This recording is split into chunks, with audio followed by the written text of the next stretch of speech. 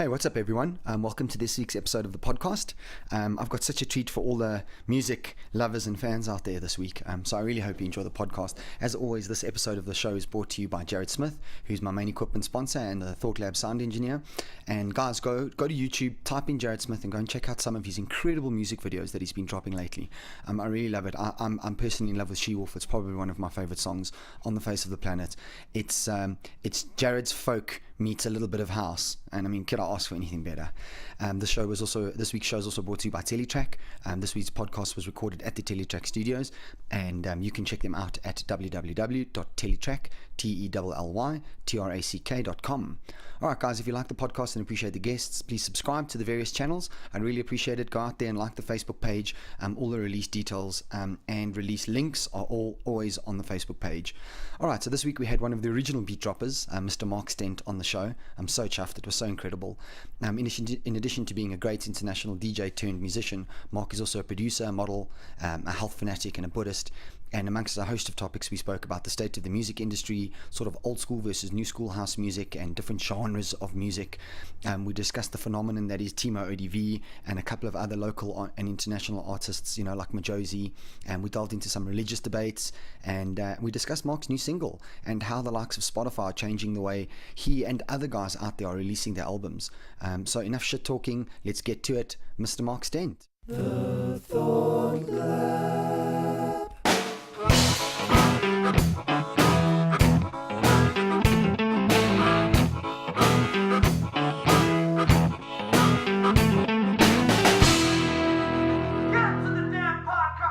Mr. Mark Stent. Yes. Welcome to the Thought Lab podcast. Thank you for having me. Dude, such an absolute pleasure and a privilege to have you on my podcast. I'm super chuffed. You're my first big DJ. And I'm really, really happy. Thank you for saying yes, man. Yeah, it's an honor to be here, man. I'm excited to chat. Lovely. Yes, we've been talking about so much pre-podcast that I'm like, can't we just take everything we've chatted about and put it in the podcast? But I'm always very fascinated with the human endeavor. And the human endeavor in terms of where you came from, how you got involved in what it was you were doing. You studied to be an actuary. Yeah, I've got a BSc degree in mathematics and mathematical statistics. Yeah, you see, that's not right, bro. First of all, you're a great, well-known DJ.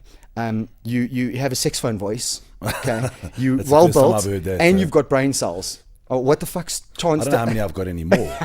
I used to have brain cells when I was a kid, but I don't know. After all the partying, eh? Yeah. Indeed. So how does somebody who studied to be an actuary eventually get into being a DJ? But it's actually, I think it's a funny story. I think I was expected as a kid to do well. I did very well at school. My marks were really good, and people expected me to do something. So my mother was like, "What are you going to be when you're older?" I'm like, "I don't know what I want to be. I love maths and I want to make money." She goes, "Be an actuary." I said, "What's that?" "You use maths and you make money." I was like, sold. Yeah. And you do. And you do make money, but it's financial mathematics. I like pure mathematics, and eventually I didn't love it. So music started. I've listened to music my whole life. My father was a musician and a DJ for his time. He played for his youth groups and whatever. So I had a big musical influence my whole life, and I played instruments as a kid.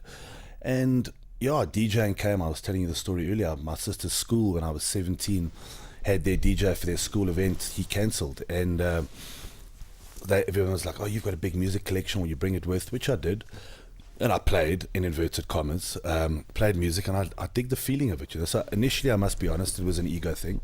The nice women, pick up the chicks, whatever. And only after. But also, having said that, you were young. Yeah, granted, I was 17, but the music love was there, and I think the actual love of the craft grew over time. And I did that for a while, and it was cool. I had fun, I jawled, whatever. And then I met my wife at the time, and stopped DJing, and I still kept it in the background and got into corporate life. So that was purely hobby, eh? Purely, yeah. It was never a consideration to make a job, although I would have loved it. But I think if I'd got into it at that age, it would have gone pear-shaped. Yeah. I wasn't mature enough at that stage, I wasn't mature enough at that stage to do that. So, so it happened. I got married and carried on, and eventually when I got divorced and decided, what, I actually don't love what I do. And how far did you go in your corporate life?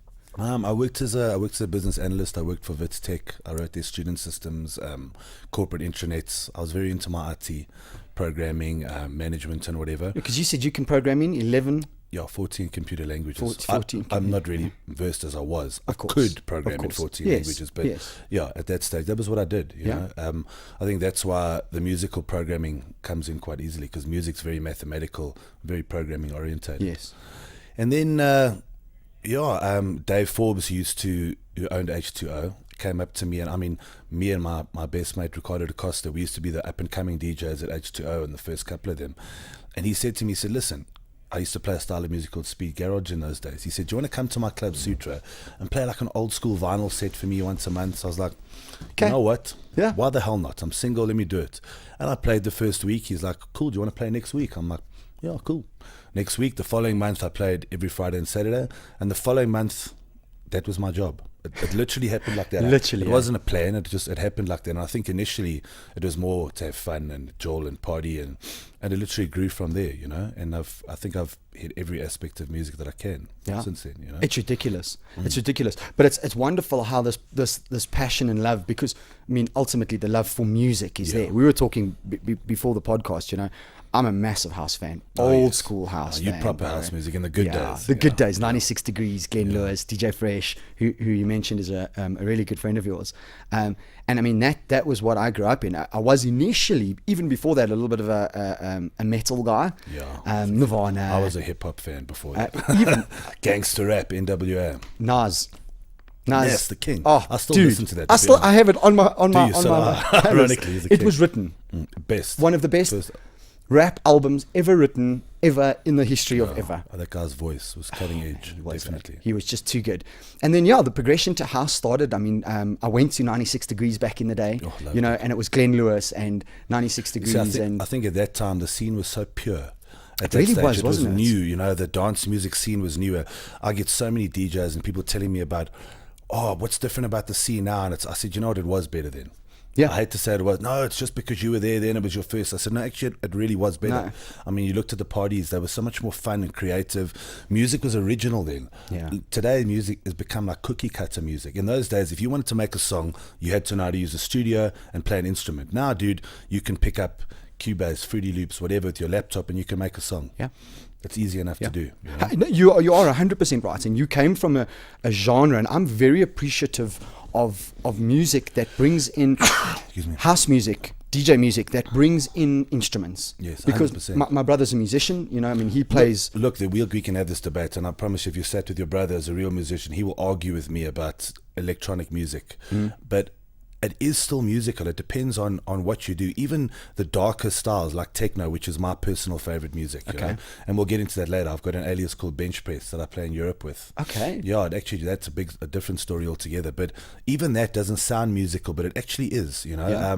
Yes, maybe we're not playing a guitar, but electronic music's evolving. It's becoming live now. I mean, I've got a live really act now, is. incorporating synthesizers into my sets and that type of thing. Well, I mean, what my brother does is he does looping.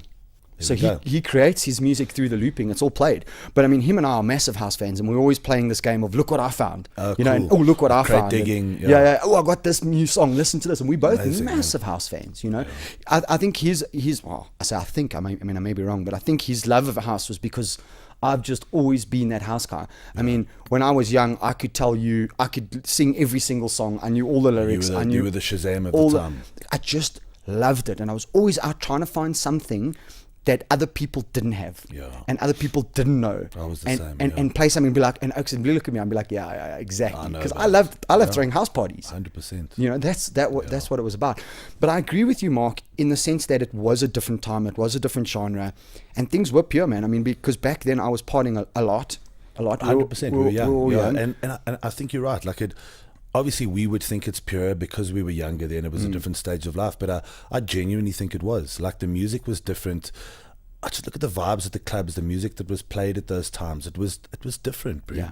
You know, And people went there. You see, and there were no cell phones. There were no cell phones. There's the Hey, big you cliche. hit the nail on the head there.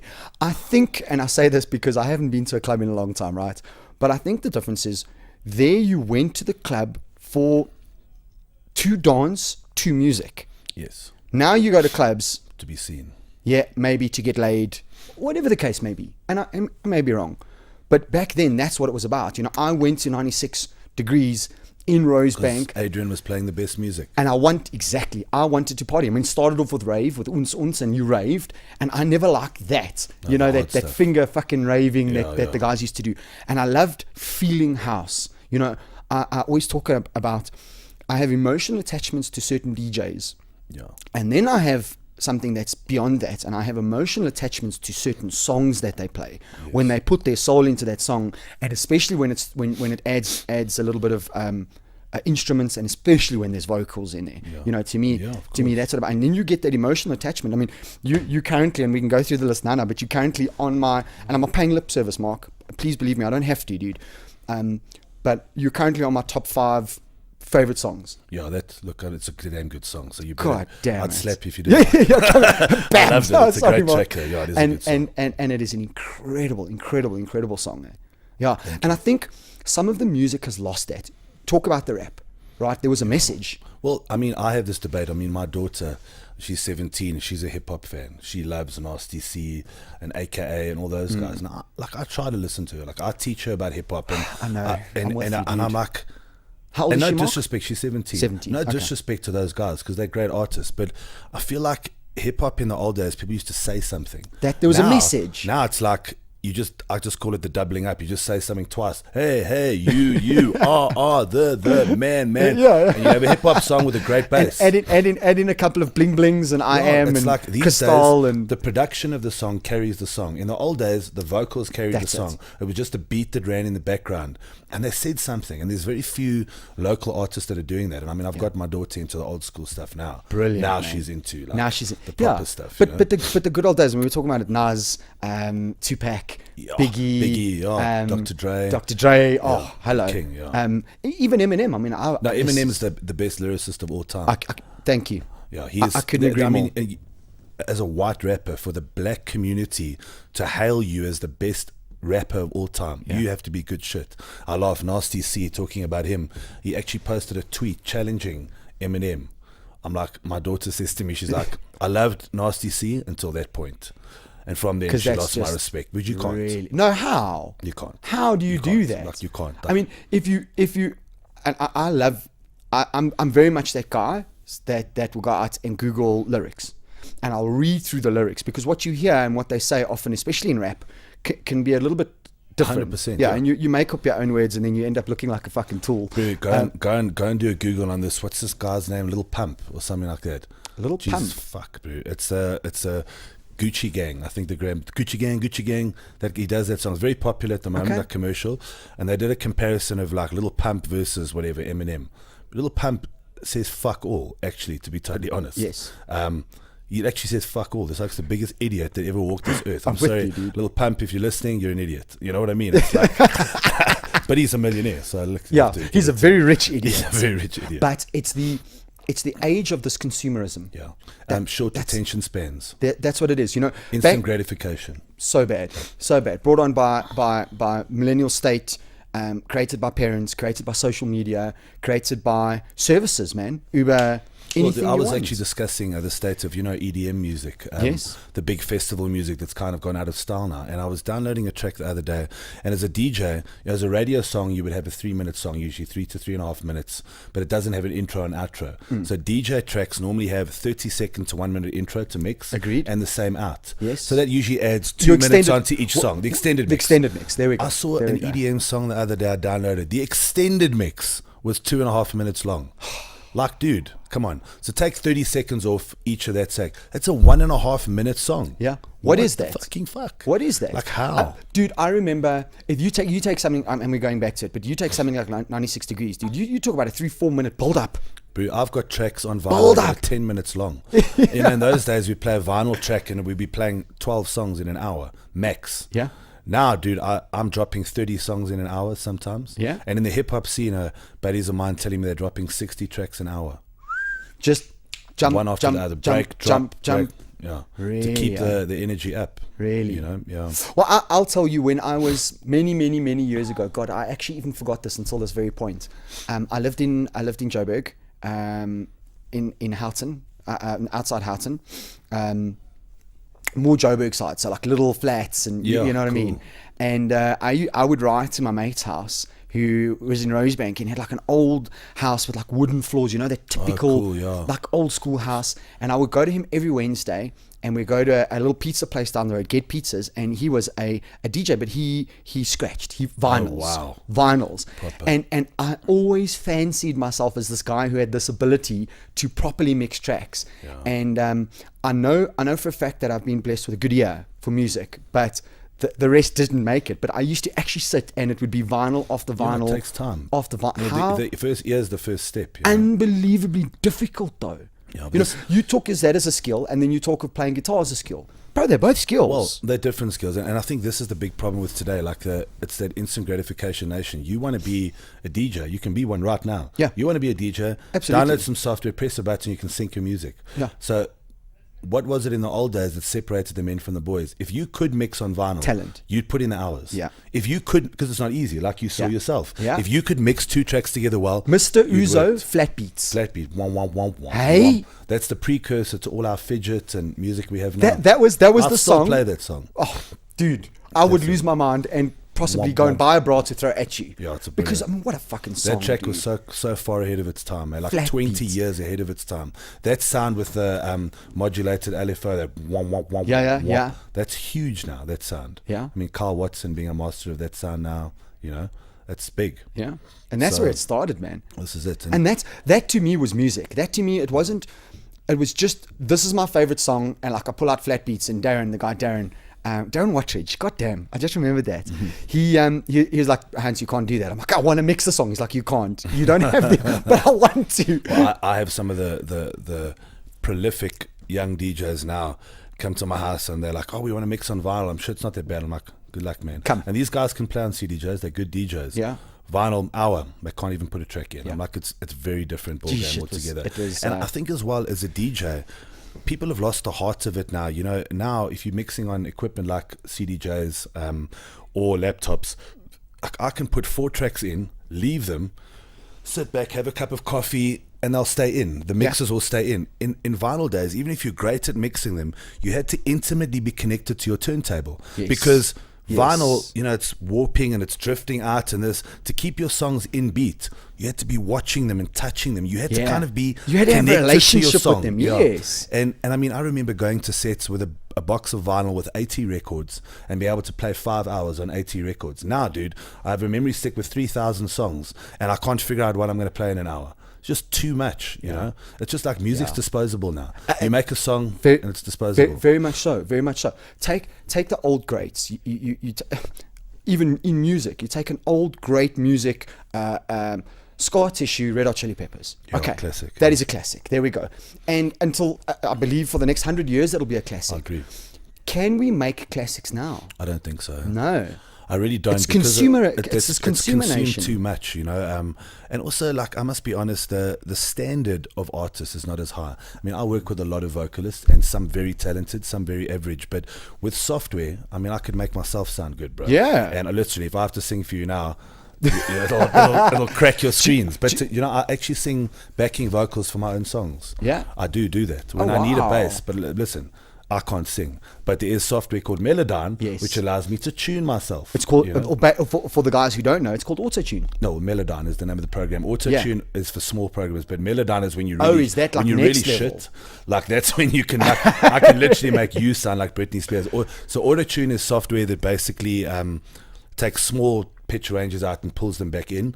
Melodyne is the one where you are like right out, I can pull you back in and change your vibrato and your pitch modulations and song. Like, that's masterful software. So I can literally make you sound like a master Wow. singer, and you can sing 'Cause, completely out of tune. I know my brother prides himself, and he has a hashtag no autotune. Yeah, and that's a You big. know? And this is what I'm saying is, I'll take a Lionel Richie for argument's sake. Yes. If Lionel Richie was sitting here today All night and long, he's saying what a song. and he's saying that song, Insane. it would sound like the record. Exactly. Now, I can tell you vocalists that have got hit records, #1 records. If you have to hear them sing live, you'll vomit.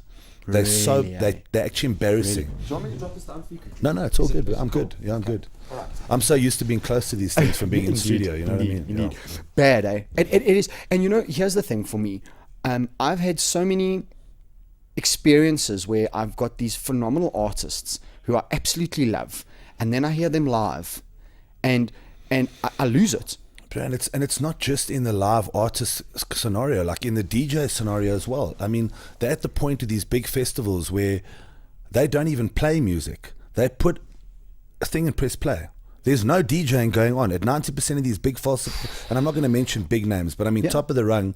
That's why I give it to Armin. Everybody's like, no, Armin does it. He goes, no, actually I do mix. And he shows people that he mixes. That's Tiesto, same thing. Yes. But a lot of these guys are, and look, in fairness to them, I had a discussion with one of their managers. I'm like, how can you do that? You one of the top DJs in the world, but you're not DJing. The whole show is put together based on where it is. So if he mixes 10 seconds late, the cannons and the fire that blasts off is not going to go on correctly. So it's more of a show. Okay. But Armin solves that problem. He does all that stuff himself. Okay. Now there's a proper artist for there me. we Like go. That guy's there we that go. guy's the king. Because not only, and I mean, here's the next thing. Okay, so I have the ability to play great music, right? I have the ability to mix to whatever degree, maybe disc jockey or whatever you called it on PC. But then there's the ability to read, interact, and be a goddamn performer. Now that is what a DJ is. That's the kicker. That is what a DJ is. And I have this debate with people all the time. How do you define what a good DJ is? Now, you could define it as the guy who mixes the best because you're a purist. So for you, that's the best. For me, it's the guy maybe that rocks a crowd. For the other guy, it's the one who's got the biggest social media following. So it's very subjective thing, you know. Very But much so. At the end of the day, I think at the core of it, a DJ's job is to entertain, not That's it. educate. That's and it. you get these guys who are like, oh, I'm going to play what I want to play. I'm going to teach them this. Great. People don't go out to be taught, dude. No. They go out to have a good time. That's it. Yeah, you can educate a little bit here and there, but if your dance floor is dead, you're a shit DJ. I couldn't agree And I mean, more. I can show you a million DJs who cannot mix, but they rock. Yeah. Choosing the right track at the right time, and that is the talent, I think, of it being a And DJ. there is a whole production component. You know, you look at your different types of so let's talk about a festival, right? You do have different types of DJs that you want playing at 3 o'clock in the afternoon, Yeah, and then it's 5. called progression. And then I've seen guys tank. I mean, I'll give you an example.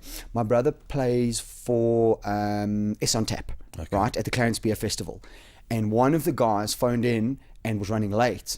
So my brother was supposed to play after him at the latest. So my brother, to save the festival and to help out, he played earlier. The guy came later, and I had to follow my brother. Killed the vibe.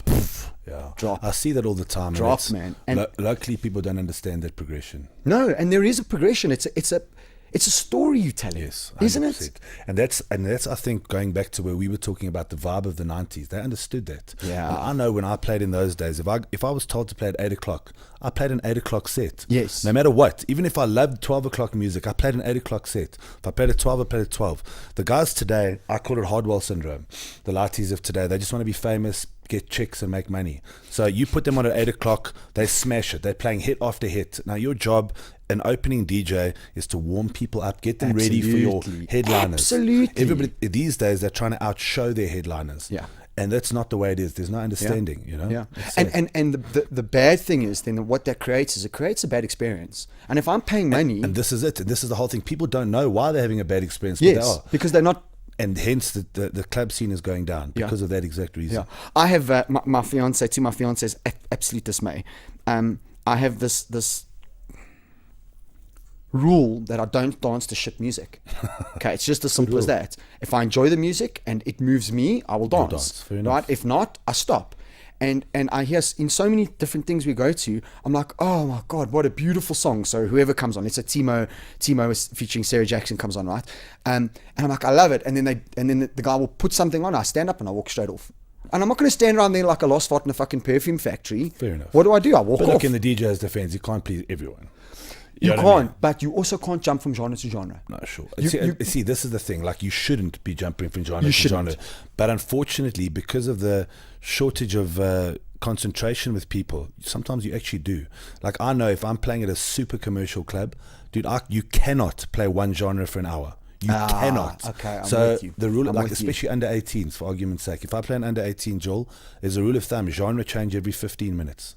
That's as long as they can handle it. Remember, they don't have alcohol to keep them I'm with buzzing, you. but I'm 15 with minutes for under wow. 18. That's as long as their concentration can handle one genre.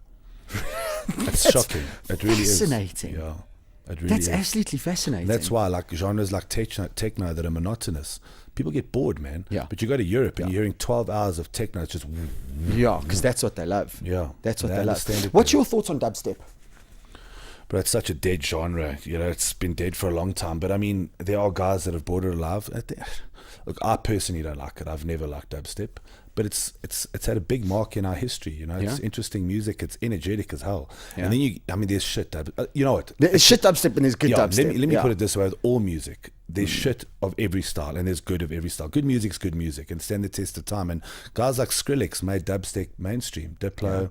And they did it well, bro. I mean, I saw that Skrillex show when he was here. Wow. Yeah. Dude, amazing. And I don't love the music, but I love the show that he put on. Yeah. So. No, I'm with you. Performance is performance, and you can appreciate it for its artistry. You don't have to love it. No. You don't have to love the music to enjoy the performance and the art. You see, this is the thing. In Europe, like, let's say you're a psytrance fan and you go to a techno party.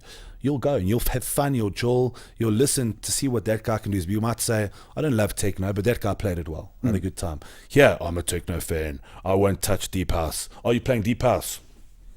I'll sit in the corner. The purists are purists, and what people don't understand, the essence of underground is understanding. All these underground guys who are so close-minded. It reminds me of Carl Cox. I mean, arguably the king of the underground for 30 years. Yeah. They quoted him and they're like, Carl, like, what are your thoughts on EDM?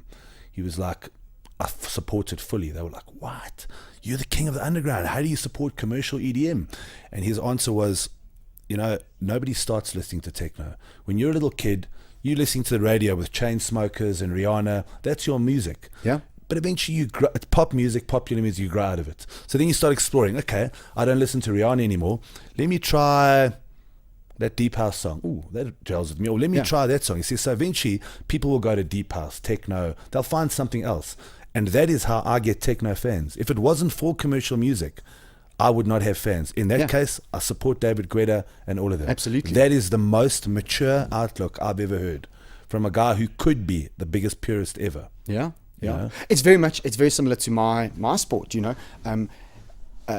obviously I'm directly linked to mixed martial arts due to the fact that I'm a Brazilian Jiu-Jitsu coach. Yeah. And it's almost that same thing. I need the mixed martial arts to push you into push the guys into Brazilian Jiu-Jitsu. Yeah. Because as they learn more, they understand Absolutely. more. And it grows. So interesting. We spoke about something earlier that I'd love to touch on, and it really opened. Yeah, it really touched. It resonated with me. You were saying to me that like DJing is one of the loneliest things that you could possibly ever do. And people think that being a DJ is like so funny with all these crowds and you're like all over this, but in actual fact, it's actually a very lonely career because firstly in your studio, you're alone. Yeah. You can't produce. It's not like a double thing or a team sport. You do it alone. Yeah. You travel alone. Unless you're lucky enough to have a manager come with you or a girlfriend or whatever, which is rare. Yeah. Or not often. So you're traveling to places you don't know with people you don't know all the time. And then when you get to your gig, and there's actually a documentary on YouTube with Seth Troxler and a couple of other international DJs that we should maybe put the link onto your podcast on. I'll get it for you. It's an interesting watch. And they talk about how the hardest form of lonely is when you're around 1,000 people and you feel lonely. And like I never really thought about that until I realized, I was like, you know what? You as a brand or as a DJ are sitting in front of all these people. They don't care about Mark Stent, the person. No. They care about the brand, what they can get out of him. It almost like they feel like they own you. You know what I mean? And it is cool. It's a great compliment. But as a person, it's actually very lonely. Yeah. People are watching you all the time. So you end up, I used to be a big party animal back in the day. Now, dude, I must be honest, I'm a complete hermit. Being around busyness, people almost finding your complete opposite now. To be more chilled. So it is actually a very lonely job, I'm sure with others, but and most people perceive it as, people say to me, oh man, you party for a living. I'm like, actually not actually. The parties are the culmination of all the work. And a lot of people have the perception that, and maybe years ago DJing was a hobby thing. These days it's a profession. Of course, there's a business side of it. You've got accounts, you've got marketing, you've got contracts, there's sponsorships, endorsements. It's a full-time job. Brand aside ambassadors from the gig. You know what I mean? The gig is the final part. Yeah. So it is. It's evolved. Yeah. And what I said when we were discussing this is that I'm there with my friends, right? Just like everybody else in my group, expecting you to entertain me because that's what I've paid money to do, and you do that very, very well. But it must be very lonely looking at that. Yeah, You know, just it can be. You know, I think like any job. Like I love what I do. I won't lie. Like I do have my moments, like anybody, where I wake up and I'm like, oh God, I just don't feel like this today. yeah. And I always I don't want to adult today. I always remind myself of one thing: would I rather be doing this and being in a mood, or would I rather be sitting at an office desk pushing paper? Now, for me, like my brother loves that. For me, that is hell. Yeah. I would rather be doing what I'm doing and put myself through a bit of discomfort, because even in my job shit, it's not really that shit. Yeah, it actually is cool, you know. And I'm lucky, and as much as yes, it is lonely, I've got to meet the coolest people, man. I've traveled the world. I've done some strange shit that I never would have done stuck in a job. I mean, I've hung out with the king of Bahrain, man. I mean, like, I played at the Formula One Grand Prix parties in Bahrain, you know. And I met Mick Hucknall from Simply Red. Yeah. Sat with him. It was like the strangest thing, like just random things. And if I was sitting in an office, I wouldn't get to do that, you know. And so for me, like, I'm the kind of person I'm about experiences, you know. It's not about materialism. Unfortunately, I wish I was a material guy, but at least I know when I die, like, I'm going to be able to tell my grandkids cool stories. Yeah. You know? But you know what's interesting? You know, for me, I agree with you, and it is about experiences, because I don't believe that. What are you a combination of? You're a combination of the knowledge that you gain through the experiences that you have. 100%. And that's what develops you and grows you as a fully functional, hopefully one day self-actualized human being. Yes, agreed. And if I'm not chasing those experiences, Mark, this is an experience for me. And for me. Right now. It's great for me. It's fun to chat with you and chat with different people, and, you know, you asking me different aspects that remind me of parts of my life, and I get to know about parts of your life. You know, human connection, I think, is like the greatest, the most amazing thing. And as I say, like, even especially in my job, where I meet so many million people, connecting with people with substance is like a big thing for me. That, you know, because of the bullshittery and the fakery. I always try to tell my daughters, they say to me, oh Dad, I must money this. I'm like, listen, money is cool, but you need to, like, not chase money. You need to find happiness first. Oh, what, Dad? So having money is bad? I said, I didn't say that. No. Money is not a sin. If you work hard and you get a reward for your money, that's for your work, that's great. But it must never drive you. Yeah. You know, your experiences will still drive you. If you have money, you still be a good person, you know. Yes. And there are plenty of people like that. You know? But I mean, at the end of the day, you know, when you die, God, what do you take with you? We're all the same. You take your experiences when we die. I believe. When we die, we're all the same. Yeah. We all in the same millionaire, same box, same dude, and we're all dead. And I mean, interestingly enough, you're a Buddhist. Yeah, and I meditate on death every day. It's one of the core teachings of Buddhism, and it sounds so morbid when you tell people that meditate on your death. Oh my God, that's so dung da dung. But the whole goal is, if you realize I can die tomorrow, and you actually really realize that you may die tomorrow. If you die today or tomorrow morning, have you done everything you want to do? Would you live with regret? I was saying to my twin daughters, they're 12 years old, a couple of years ago, and I said to them, guys, if you God says to you this morning, you're not going to wake up tomorrow morning. You're going to die tomorrow. What would you do today? So the one twin says to me, Dad, we live in Joburg. There's nothing to do here, so probably nothing. So I was like, sure. The other one is more insightful. She says to me, Daddy, I'd spend it with you and Mommy. Oh, wow. And I said to them, it's okay, cool. Now I've got both your answers. Who's right? They said, no, we don't know, Dad. I said, Skylar, you right. I said, because it doesn't matter what else there is to do. If you have your last day spending it with people you love. And that's the thing. Like now, I mean, my father died when I was 11 years old. And I had an argument with him the day before he died, and I told him he was a shit father, and I never saw him again. And it's a terrible thing, regret. I mean, obviously, you were 11 years old. I was a kid. I didn't know he was going to die. But still, you fucking carried that shit with you, man. But it took me a long time, and it's like, I just wish I could go back, and I don't want to have that regret. So now I'm at that point where the people I love, I make sure they know every day, because you and I could walk out here and be killed. Absolutely. And if you do get killed, and as I say, it's a morbid conversation to be having now, but from the Buddhist belief system, it's the core of it, and it allows you to live in the now, a happy life, you know. No, listen, I'm in complete agreement with you there. I really get it. You know, I think we've been sold this Western bullshit dream that life is happiness. Life isn't fucking happiness, man. Life is suffering. And if you realize that life is suffering and you accept it, you'll be happy. Yeah. It's the stupidest concept in ever. No, but it's not. Because if within my suffering, I understand that I can find moments of happiness and moments of contentment and moments of joy in my purpose. Yes. That's the fucking kicker right there. Yeah, 100%. You know, but what happens is, because we think it's happiness, when we're not happy, we're I mean, look at the fucking state of depression right now. That's bad. You know, and I think it's largely due to this idea that I'm supposed to be happy all the time. Well, why am I not? Well, because life is fucking hard, man. Dude, life is suffering. Life is difficult. And I know, like in my job in my early years, I suffered from major depression, like very bad. Really? Yeah, dude. I had clinical depression problems. I actually tried to commit suicide at one stage. You joking? Yeah, Mark? which is something I talk about now. I'm not proud of it, but it was a stage of my life, and I look back at it, it's the stupidest thing ever.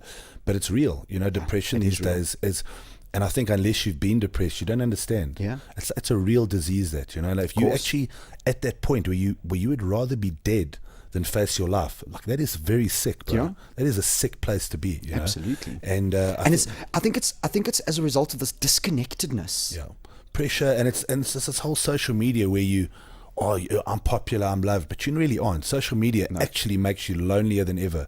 Yes. You know, I look at my sister. She's one of the most balanced people I've ever met. She's amazing. I've never ever heard her say a bad, negative, positive word in my life. And people just love her. She's a dietitian. Okay. I mean, I phone my sister if I'm down. I just chat with her. And 3 minutes later, I feel like I can take her. And she doesn't do it on purpose. But this woman is just like switched on with life. And she goes on and off social media. And like she said to me, she goes on Facebook, she watches it. Then she's like, oh, everyone's got a better life than me. Oh my God, my life's so shit and boring. And then she's like, hang on a second.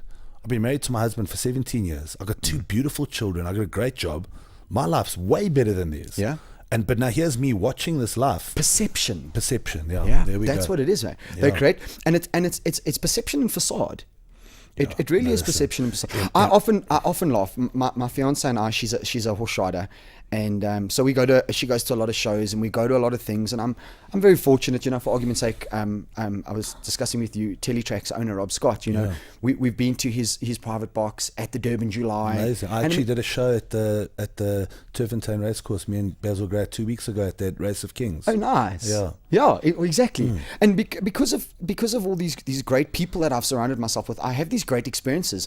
And on a Sunday evening, you'll go home, and I'll turn around to my fiance, and I'll be like, nobody knows about this, because I'm so bad at like taking. It happens on Facebook. Yeah, no, but I'm so bad at taking selfies, and I'm so bad at like, because I'm experiencing it. Like, fuck you. And I turn around to a lot of people and I say, my life is way cooler than what you think it is on Facebook. I think that's healthy. And it's so true. Yeah. But like you said, it's like even in the music scene, in the old days, there were no cell phones, so you dance. Now, everyone's so focused on catching the moment that they miss the moment. Yes. And I know for my job, a big part of it is social media, dude. And absolutely. You have to be entrenched in social media. To actually sit there and not actually enjoy the experience as much and take the photos. Now, my girlfriend and I just started up a vlog now together called Rocking Our Lives. Nice. And it's cool because I mean she's amazing, like we're in love and it's cool and we do cool shit together. We had a cool vibe and we started filming it like as a joke. Is that on YouTube?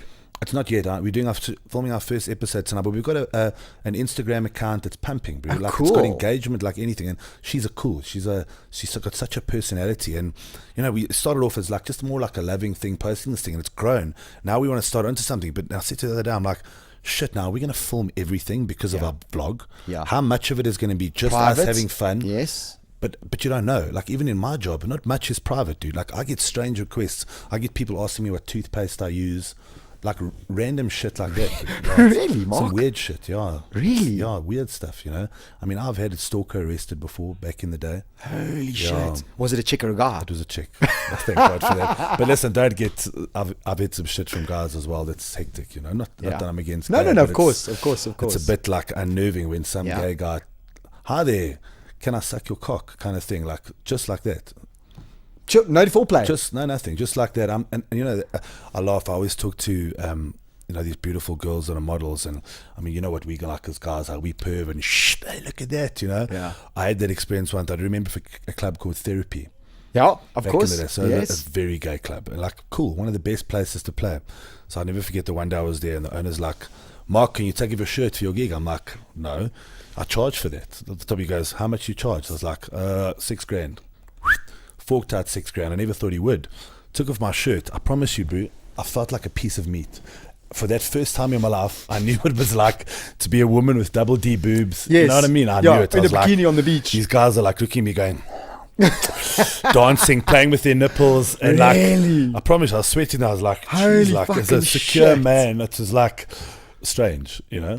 So, Fuck yeah. but I must be honest, like I love playing in the gay clubs. I'm playing at Babylon this weekend. It's my favorite place to play in the country. Really, eh? Yeah, because they know how to party, man. They do. Yeah. They do. Yeah, but still, it was a weird experience. You know? I can imagine. Like, I'm actually a little bit speechless. Yeah, at the moment. that's how I was at the time. You know? Yeah. I had a stalker once, and I'll never forget.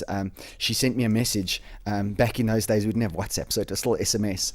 And she said to me, "The blonde you're speaking with, you can do better." Wow. I know. That's creepy as shit. I know, fucking badly, dude. Well, this one that was stalking me, I was in Camps Bay, and she sent me a photo of me tanning in Camps Bay, like that, on holiday. This chick. She'd phone my girlfriend 100 times a day. It was shocking. I've had her arrested eventually. Jeez, man. Yeah. And I mean, that comes down to that mental illness again, you know, that issues. We were talking about depression. I had the most incredible podcast with a neuroscientist called Ian Weinberg.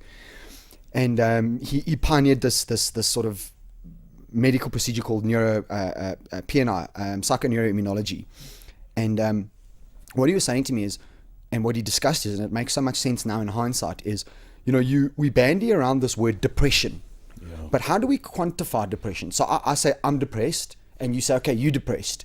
And what are you depressed to 10? And am I depressed to 1?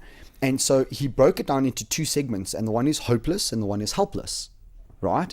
He says, because if you look at it at hopeless, well, then you can ask yourself the question, at which level of hopeless are you? Yeah, and so then, it's infinitely, you can break it down there we to go. infinite And levels. if you're at helpless, at which level of helpless are you? And can you do something in one of the 2? So I might be 10 on hopeless and 5 on helpless. Okay, fine. Then what can you do to just get a little bit more help? Well, are you speaking to anybody? No. Yeah. Okay, step number 1. And an actual way of quantifying depression. And I think it's such fascinating. It was such a fucking phenomenal podcast. But essentially what PNI is it discusses that. So we have foreign bodies that come into our body, germs, right? And they start attacking us. So our first line of defense is our red blood cells and white blood cells go and attack. Yeah. But then we have inflammation, and inflammation acts as a wall. Now what's supposed to happen is, as your white blood cells or red blood cells attack said foreign object and kill it, our inflammation is supposed to recede. Okay, and that's the general way of how we're supposed to go. Now, PNI states that depending on your emotional state, right, positivity, negativity, the more negative you are, the longer it takes for that inflammation to recede. The more positive you are, the quicker it takes to recede. Makes sense. Now, chronic illness, 50% of which right now in America, 50% of people suffer from chronic illness. 50% of the chronic illness is directly and equally proportionate to inflammation. So he was literally showing you that the more negative you are, the more prone you are to fucking chronic illness. Yeah, and I can believe that, dude. It's about mindset. How incredible. I mean, it is about mindset. That's why things like neuro-linguistic programming are becoming so big. And absolutely. It's amazing stuff there. And the power of positivity, you know.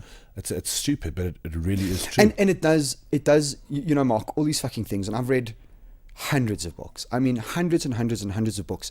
And for me, I always find it's a little bit woo-woo, you know, woo-woo, just a little bit fucking, yeah. And I always like looking at the science, and that's why it was so incredible to speak to Ian Weinberg. I mean, he's a neurosurgeon. Yeah, I'd like to watch that. You know, and understanding the science, because I believe that we need to understand the why and the mechanics, and then we can go, okay, but it's beholden unto me to meditate every day. Yeah. You know, for argument's sake, I use an app called Headspace. I use Calm. That's how I started with Calm. Yeah. It's amazing. Headspace is cool. So is Calm.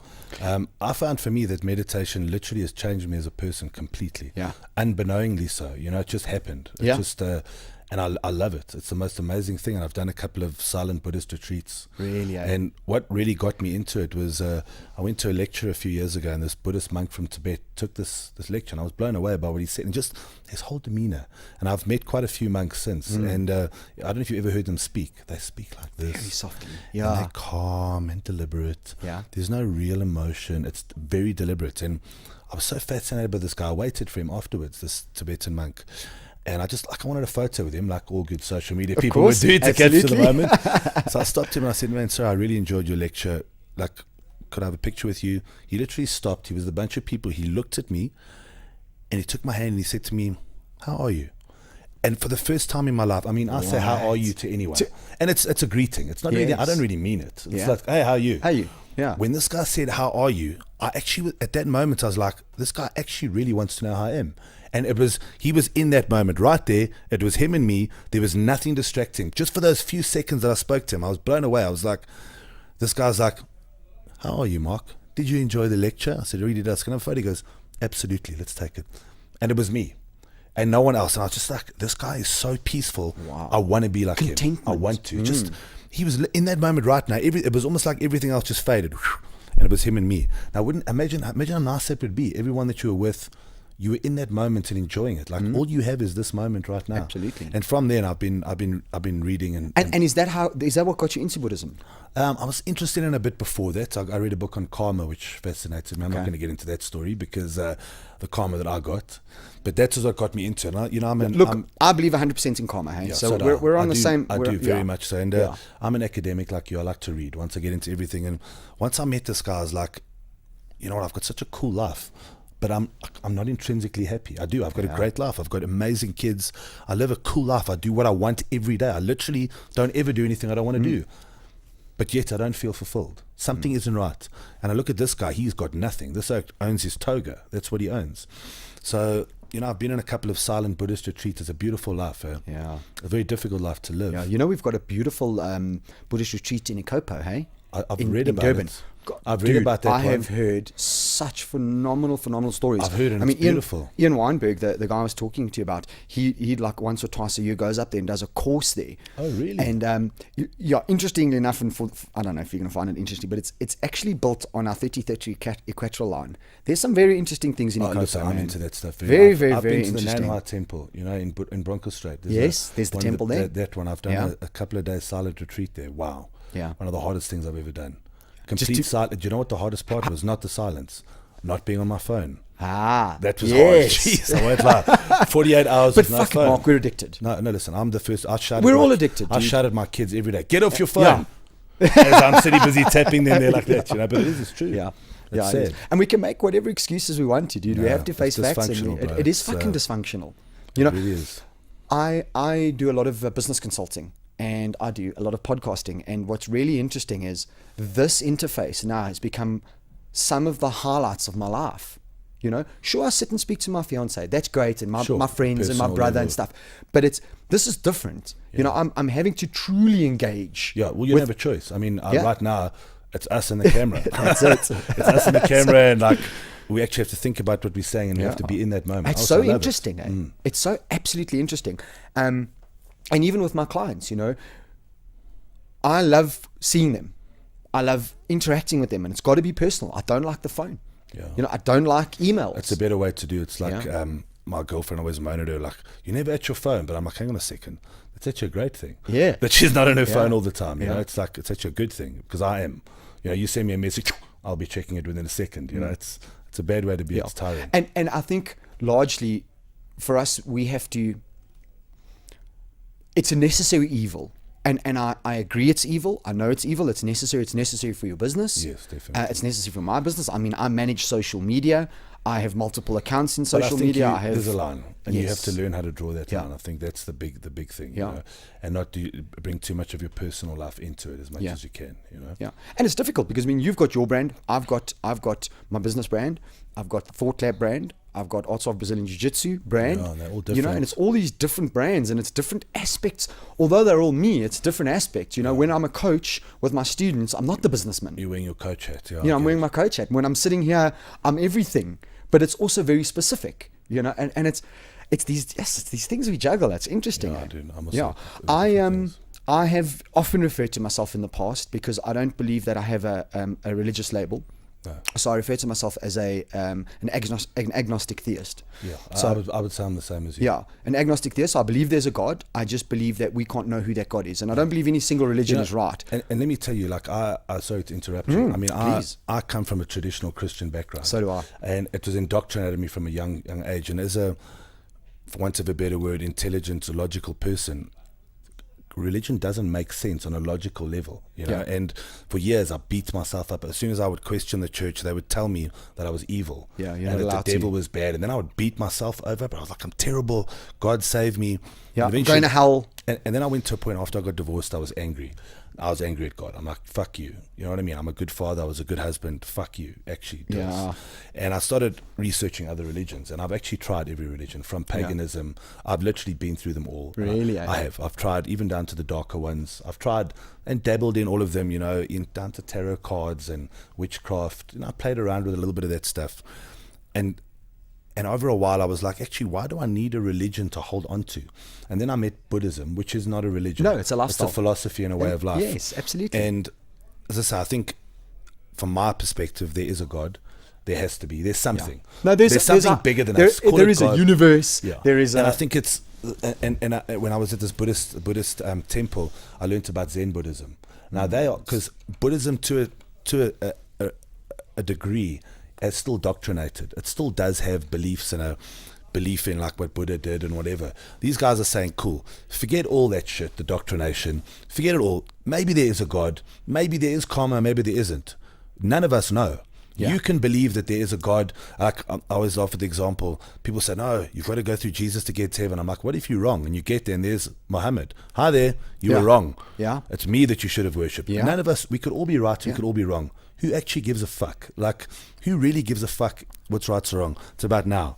And I believe that for want of if you have to worship God, which is also the stupidest concept on earth, God being God is not insecure enough. He doesn't need to be worshipped. Like, why do you need to worship him? You know what I mean? It's like if I take my daughter being, you know, like God the Father, I'm a father. I don't want my daughter to say to me, oh, my holy Father, I praise you for putting me through school. I worship your holy name for doing that. Like, I fucking laugh at it, bro. Yeah. I just want to live a good life.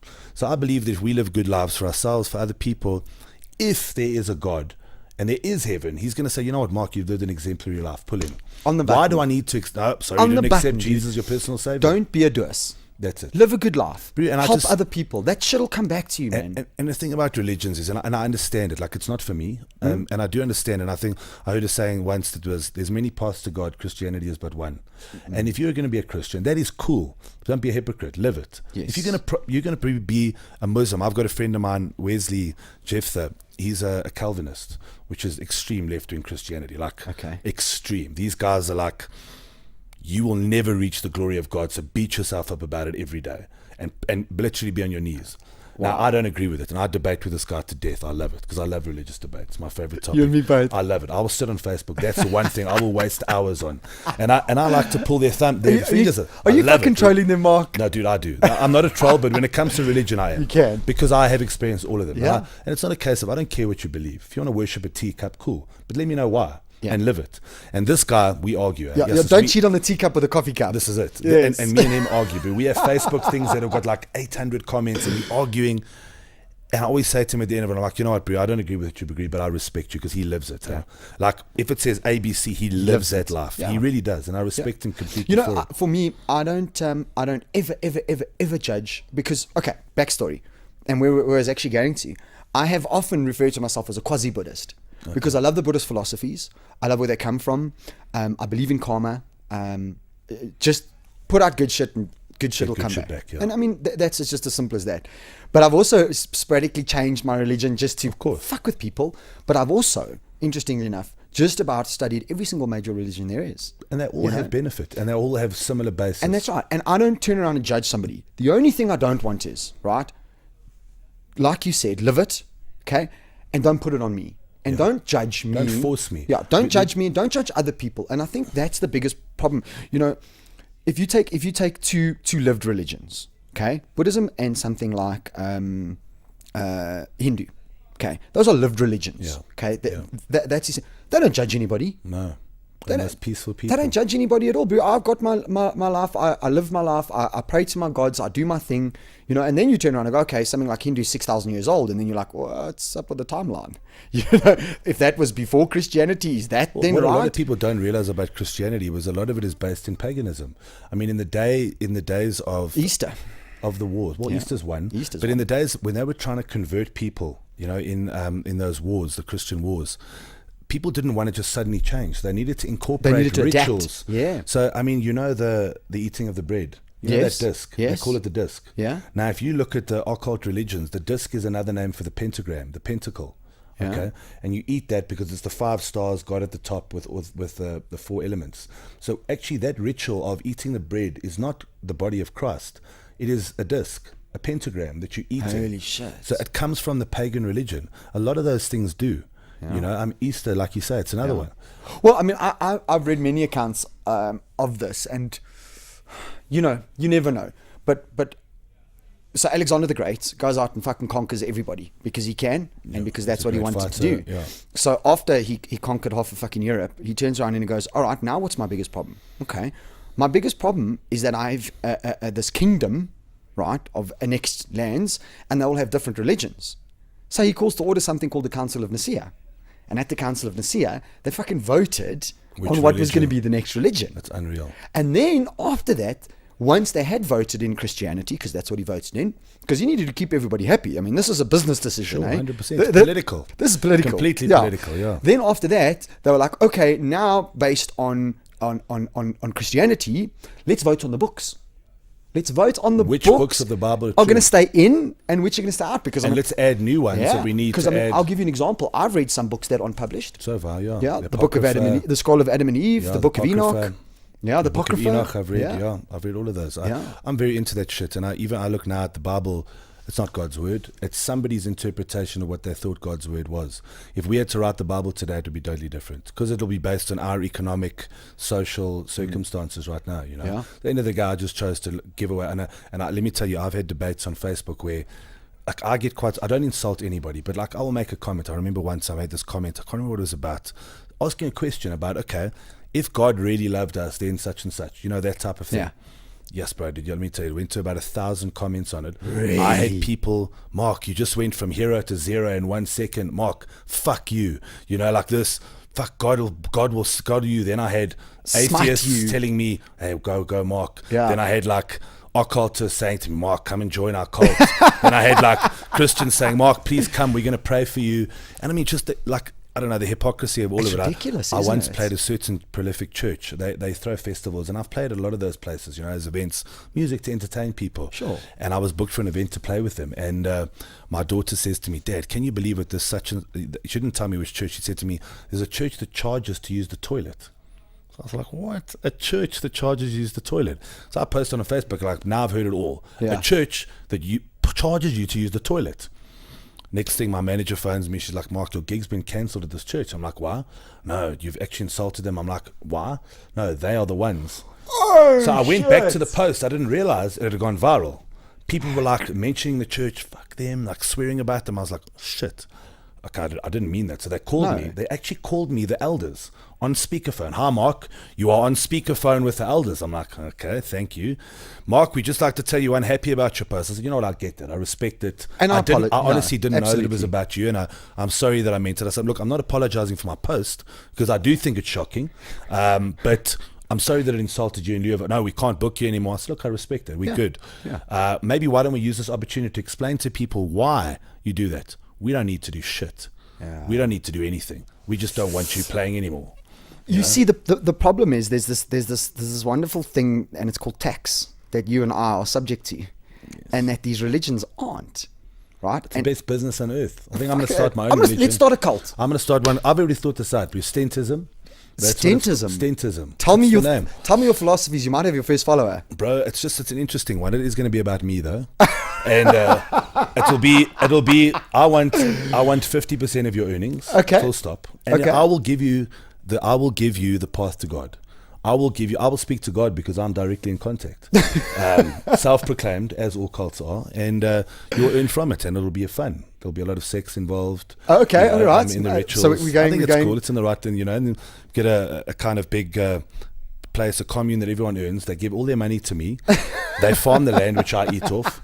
And my house will be like the Holy Grail that has TVs and big cinema systems. Nobody else is allowed to. Mormonism. But at the end of the day, it's about belief. If it gives them a better quality of life, it will definitely give me a better quality of life. It will indeed. You know what I mean? I don't know if I can follow you on that one, Mark. You will. Are you going to play music? Music will be at the heart of it. Yeah? And music will be connected and given from God. So therefore, it'll work. Do you know what I want? I want everybody to just follow a religion or a belief system of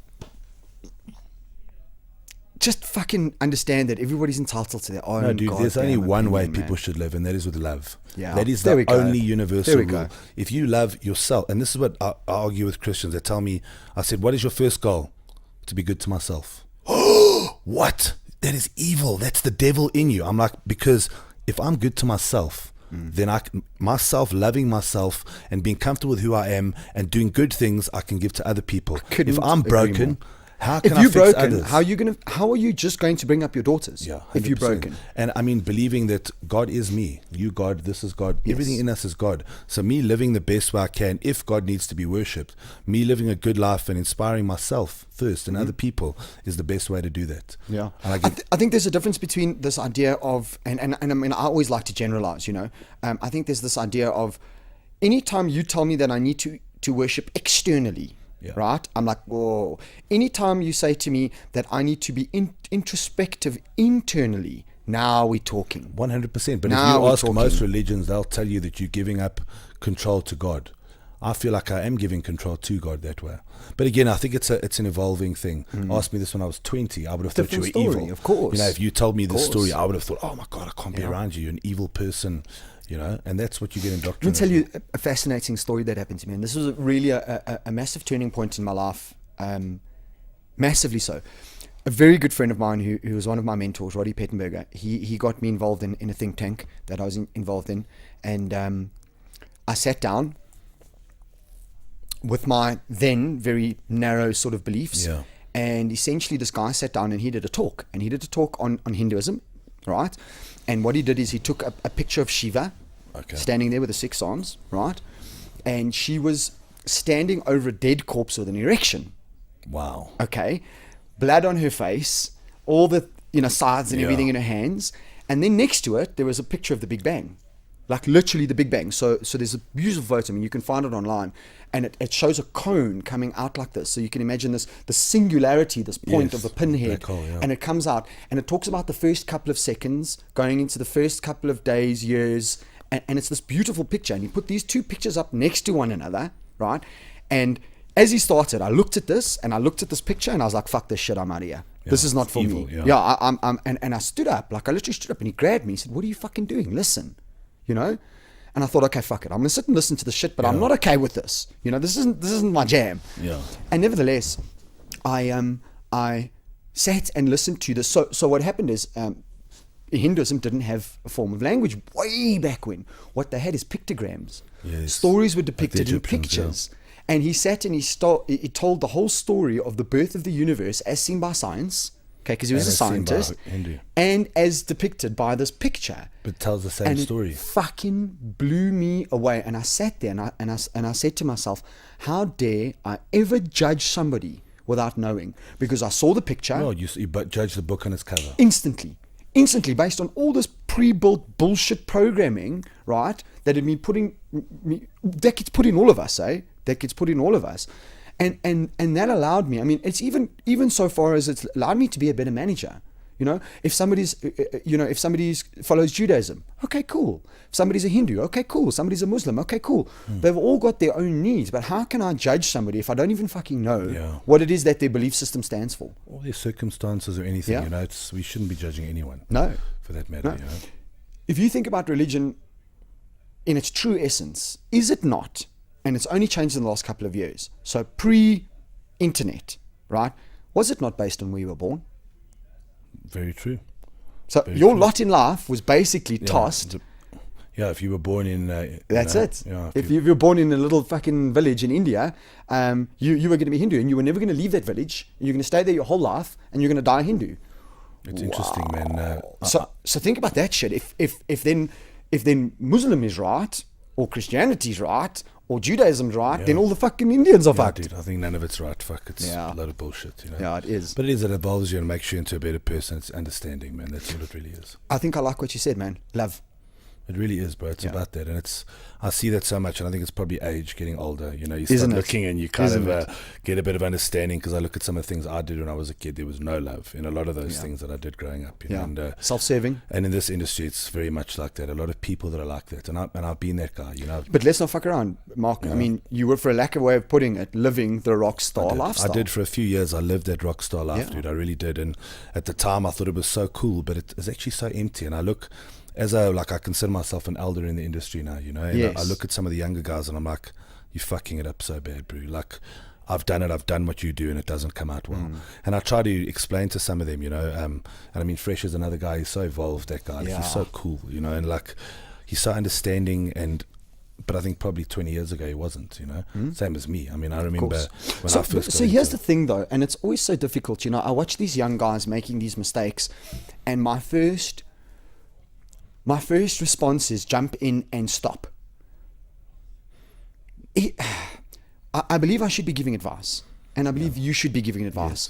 But also, they've got their own experience to live, journey, right? And that's the hard thing. Here's the thing, and you just fucking hope that with enough advice, so, okay, I know what you're going through, and I appreciate what you're going through. And I will take that into account. But just remember, it can go two ways. Because you could have been a drug addict on the side of a fucking pavement right now. Or you can be the Mark Stent sitting in front of me who doesn't drink, doesn't take drugs, super healthy, fucking model, fucking DJ. I mean, those are two very different. And it could have turned out that way for me. I laugh. My daughter, my oldest, has got such insight, and I mean, I lecture her like any good father. Of course, I don't want her to make the mistakes. I love her, and I want her to live a perfect life. And she said to me, and I tell her, she goes, "Dad, thank you for your advice, but I have to make my own mistakes." Wow. And I was like, as much as I hate to hear that. Take that, Dad. She's right. She is right. She's 100% You know, we right. do need to go through these things because that's what evolves us. You know, it's to see that little insight of that little girl. You know, she'll be like, "Dad, you've taught me well. Trust me." Really? And you like that humbles me to death. You know? It really does. You know, to hear that. But it's as you say, it is. I mean, I remember my parents lectured me my whole life, and now that I'm older, I'm like, you were right. They were right. I hate to admit it. I should have followed what you said 20 years ago. I know. You and me both. Eh? You know, my dad is a he studied theology just because he loved it, not to be a pastor, because he loved it as an academic. And I grew up in a Christian home, man. But from a young age, he fed me with any books I could. Any books he could give me. I grew up the same way. You know, and although he was a Christian, he never ever held me to ransom. For a lack of a better way of putting it, he was always like, read this book, you know, because I asked a lot of fucking questions. My money questions have never gone away. So it was like Eric von Daniken's Astronauts of the Gods, right? Which basically says that the gods were astronauts. Oh, God. Okay. And it's a fucking interesting book. I mean, it's a good book to read. I don't believe it. But well, have you ever read Richard Dawkins' The God Delusion? I haven't. Read that want book. to. Read seriously. And it's actually like he's a proper atheist and he is anti-God, the concept of God. But let me tell you something, that guy's intellectual arguments.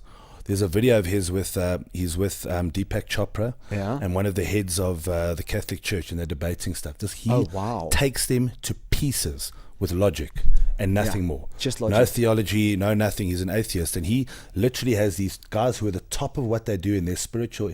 He takes them to absolute pieces in this thing, just using human intellect. It's fascinating. Like they say to him, so why do you have God? No, I need God to be good. Oh, really? So you need God to be good. So if there's no God, you'd be bad? Wow, I don't have a God and I'm good. Yeah. And it's just like little intellectual arguments like that. This guy blows me away. He is super. I mean, the church hates him. You know, at the end of the day, fundamentally speaking, right, I think we're in an age now. I mean, we've just come out of some serious bad ages, you know, like the dark ages where it was really shit. I think most people, for the most part, if we don't have to take care of our needs, so if we've got enough food and if we've got enough shelter, because that's the kicker right there. If I don't have that, then I'm willing to do just about anything to get it. Anyone, but once that's taken care of, which it to a large degree is right now, I think most people just want to live a good life, be good, help those around one another. And I think that's a fundamental human tenet. I think that's who we are. It's a difficult argument that, I mean, I got burgled 2 weeks ago, dude. They cleaned out my house and all my music, and I mean, my new album, the last 5 tracks of my album, I hadn't backed up like an idiot. So I lost like 200 hours of work. You know, like, I don't know, there's bad people, bro. Like no, there is, but again, are they probably looking for that human need? They're not at that stage where they're secure. That's it. Okay, fair enough. Okay, yeah, I'm saying take away those 2 basic human needs. So if you look at Maslow's hierarchy, the first one is food and shelter. You know, you take away food, you take away shelter, And then Desperate times, yeah. Yeah, because desperate times call for desperate measures. I mean that just is what it is. At the end of the day, if I've got the choice between my son starving and me taking your stuff, I don't know what I would do. Dude, I would take stuff. Yeah. Boo, As a listen to father. this. I mean, how ridiculous this is this. In Russia, during the Gulags, right, they used to have pictures up telling people not to eat their children. No fucking kidding, dude. Communist Russia, where millions of people are. I mean, how bad must shit be? For you to consider eating your children. Yeah. So when I say we've come out of dark times, but I've read the history. Yeah, listen. You know, we've come out of I some would not like to. fucking dark times. But I think, I think everything swings in roundabouts. So we've really come out of a dark time.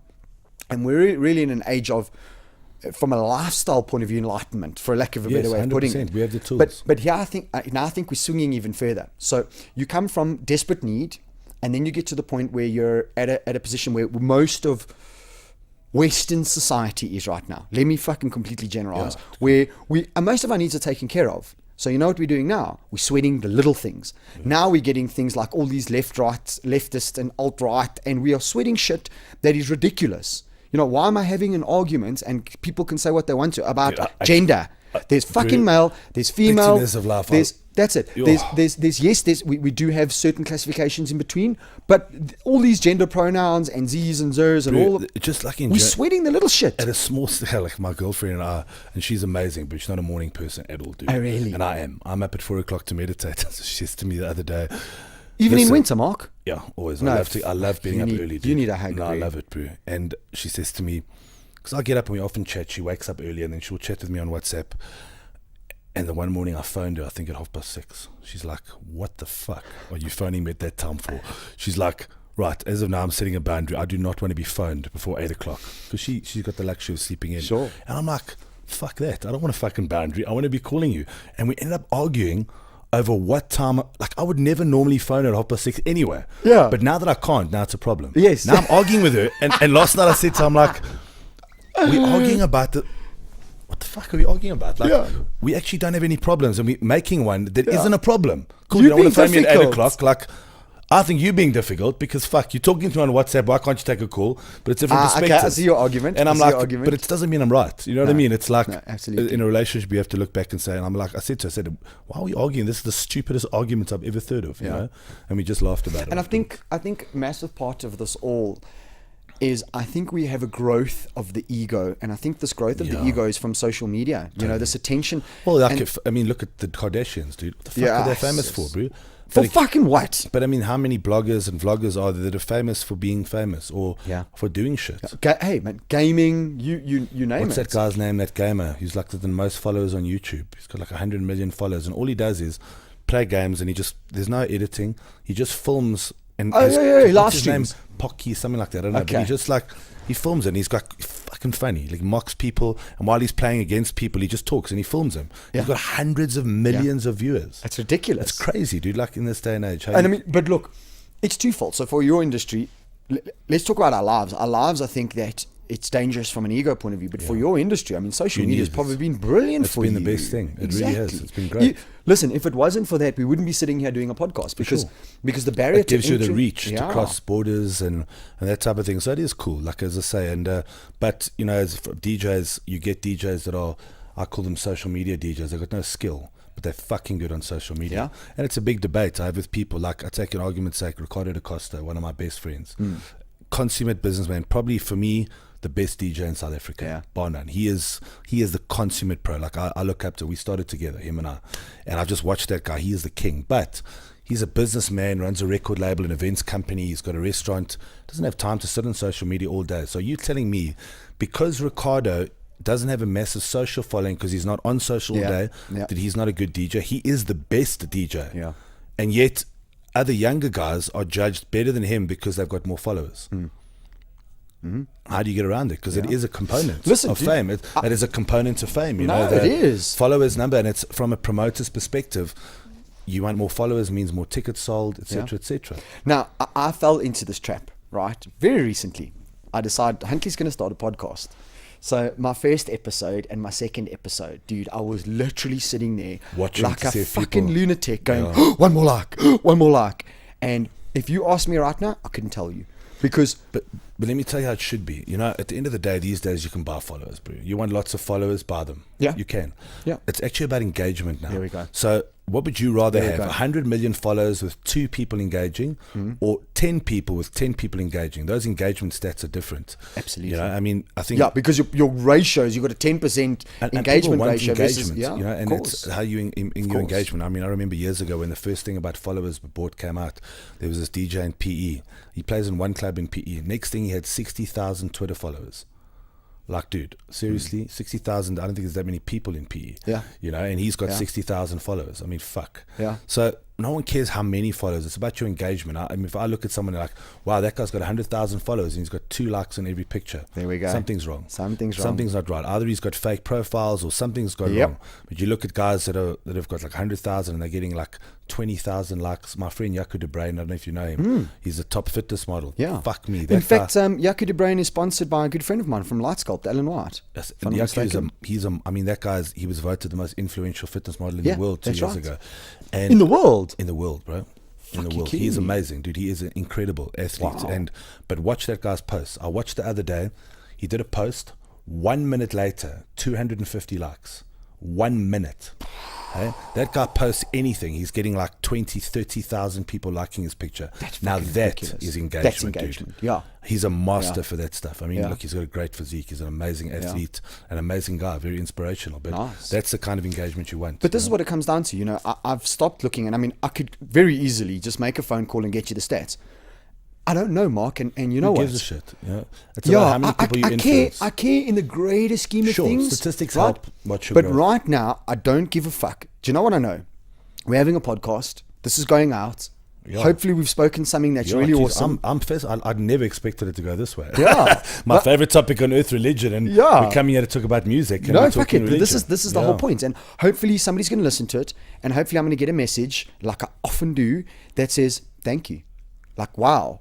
Like, that was Yeah. good. Like, you know, I got a message this morning from a mate of mine who lives in George.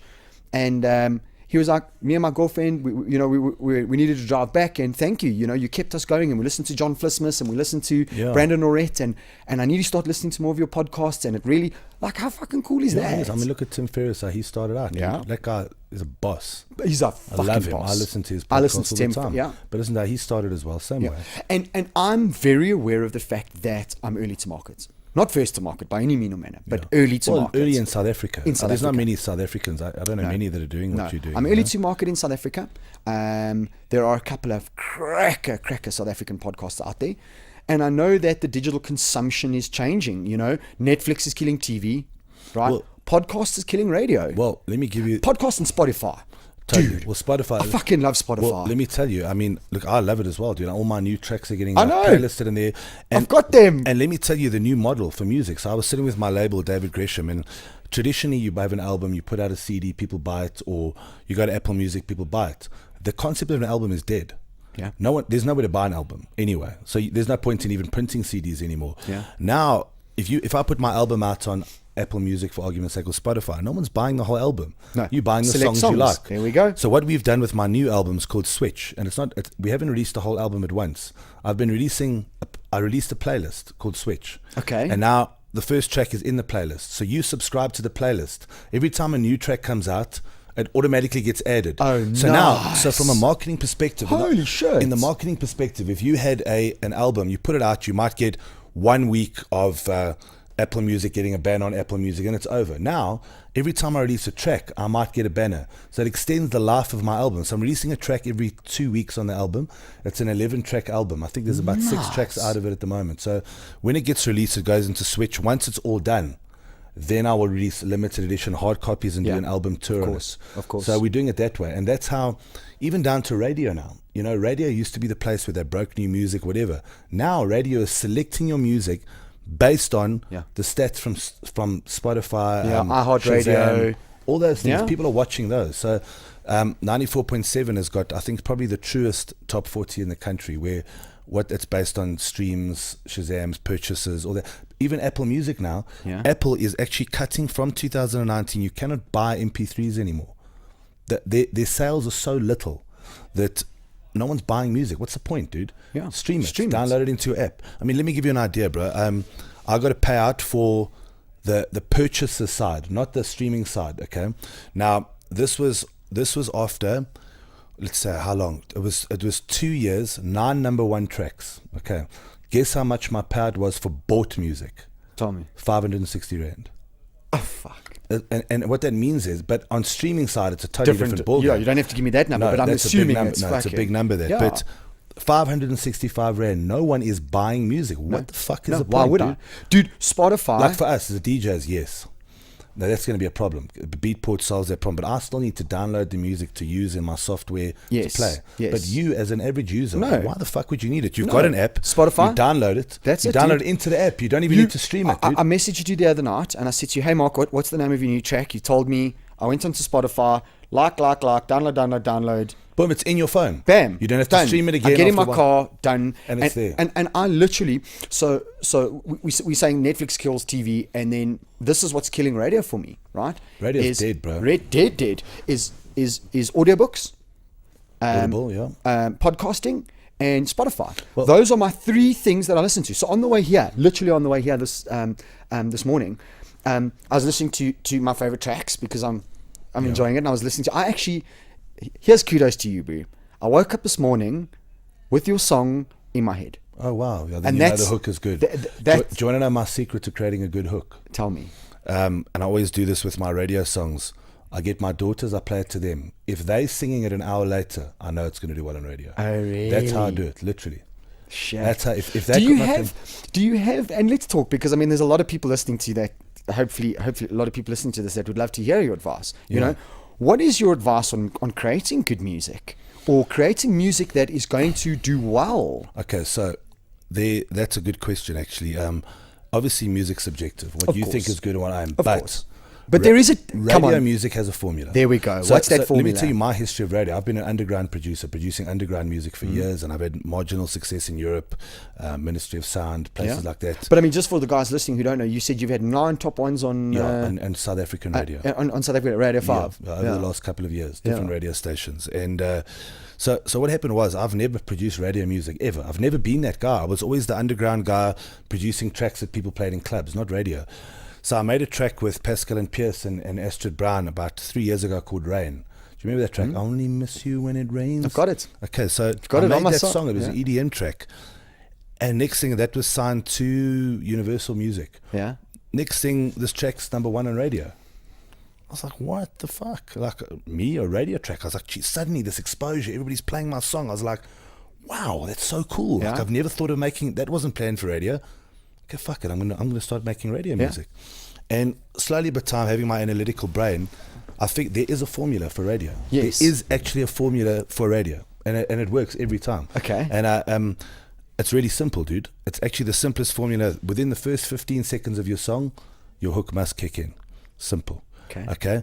When you leave that song, I don't work on the verses at all with my vocalists. I work only on the hook, because the hook is the part that you remember the song. It's the only thing. You look at that, on our knees in the chapel, you leave. My track, come back home to me, baby. Take over, this is the takeover. You walk out, and that's what people remember. So your hook is number 1. Okay. I spend more time on the hook than anything else. So your song must be under 3 minutes. Yeah. Your vocal and your hook must kick in within 15 seconds. Those are the formulas. You need a good backing melody to go with it, and a hook that people sing along to, short. And that is what works every single time, without fail. And then what you did, which first of all, so we were fortunate enough to meet your vocalist, Keith, right? For On Your Knees, right? And so first of all, you had a fucking sick house bass melody. Well, do you want me to tell you about that song specifically? So Keith and I have got a great history together. We've had like 3 number 1s before this song. This is our 4th one. Yeah, I'm we've going to had go find together. all of them. Yeah, they're good, bro. Like there's a one coming out now. It's called Breakthrough. I personally think it's my best song. It's a duet with Keith and a girl named Kay. Dude. Oh, wow. For me personally, it's the best song I've ever made. It's very deep, but it's a duet. Beautiful. It's out, I think, in 2-3 weeks' time. I'll let you know. Please. Called Breakthrough. And so Keith and I have had good success. He was my first real breakthrough number 1. Come Back Home, we were number 1 on the SA Top 40 for 10 weeks, or 8 or 10 weeks. Jeez. And it was the overall number 1 for 5FM 2016. It was the number 1 song. So him and I, like, everything we'd done, then we did Deep End, did well. Anyway, so I made this song. Keith sang on it, and it was good.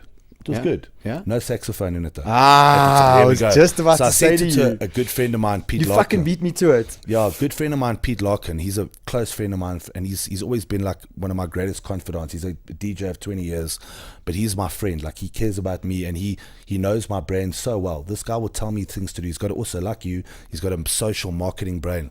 And he said to me, I said to him, dude, something's missing on this song, man. I feel it's so soul. good, but Yeah. it's not finished.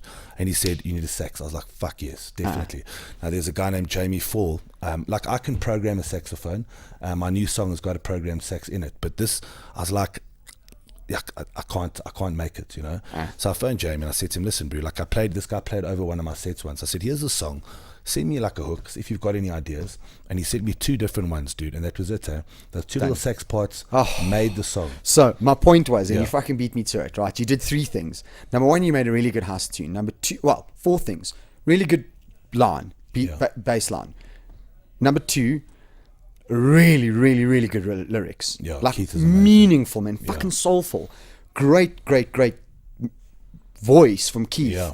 And then you put in that sax. That sax. No, that was the chair. Are you fucking kidding? When the sax, as the sax dropped, remember I sent you a photo, right, of me playing That's it? the point. When the fucking sax dropped, Dude, I was people are like, here we go. Dude, when I dropped that, Keith There and we I did go. that track live at Turfentine a couple of weeks ago, bro, I actually was like, fuck, this whole stadium is like singing my song. I was like, wow. Yeah, Jeez, that's I know power. the song's done well, but That's like, power. geez, when they're singing And I along, mean, I've listened very carefully because I want to hear the lyrics properly. And, you know, the more I'm listening to the lyrics and listening no, to... they're not what people think. The lyrics are quite... it's quite deep. It's quite deep and It's quite very dark deep, and dude. quite negative, actually. Very, very much so. You know, I want to play all day and sleep Yeah. play all so night basically, and sleep all day. we're not going to settle down. We can fuck. We're not going to get married. That's kind of right. thing, you know. Yeah. So most people think it's not that, but I mean, a lot of people don't listen to it. But Keith's vocals are always, they're always very, very deep. You know, he's I love amazing. it, man. But you see, now, this is the difference, and this is what I was discussing earlier.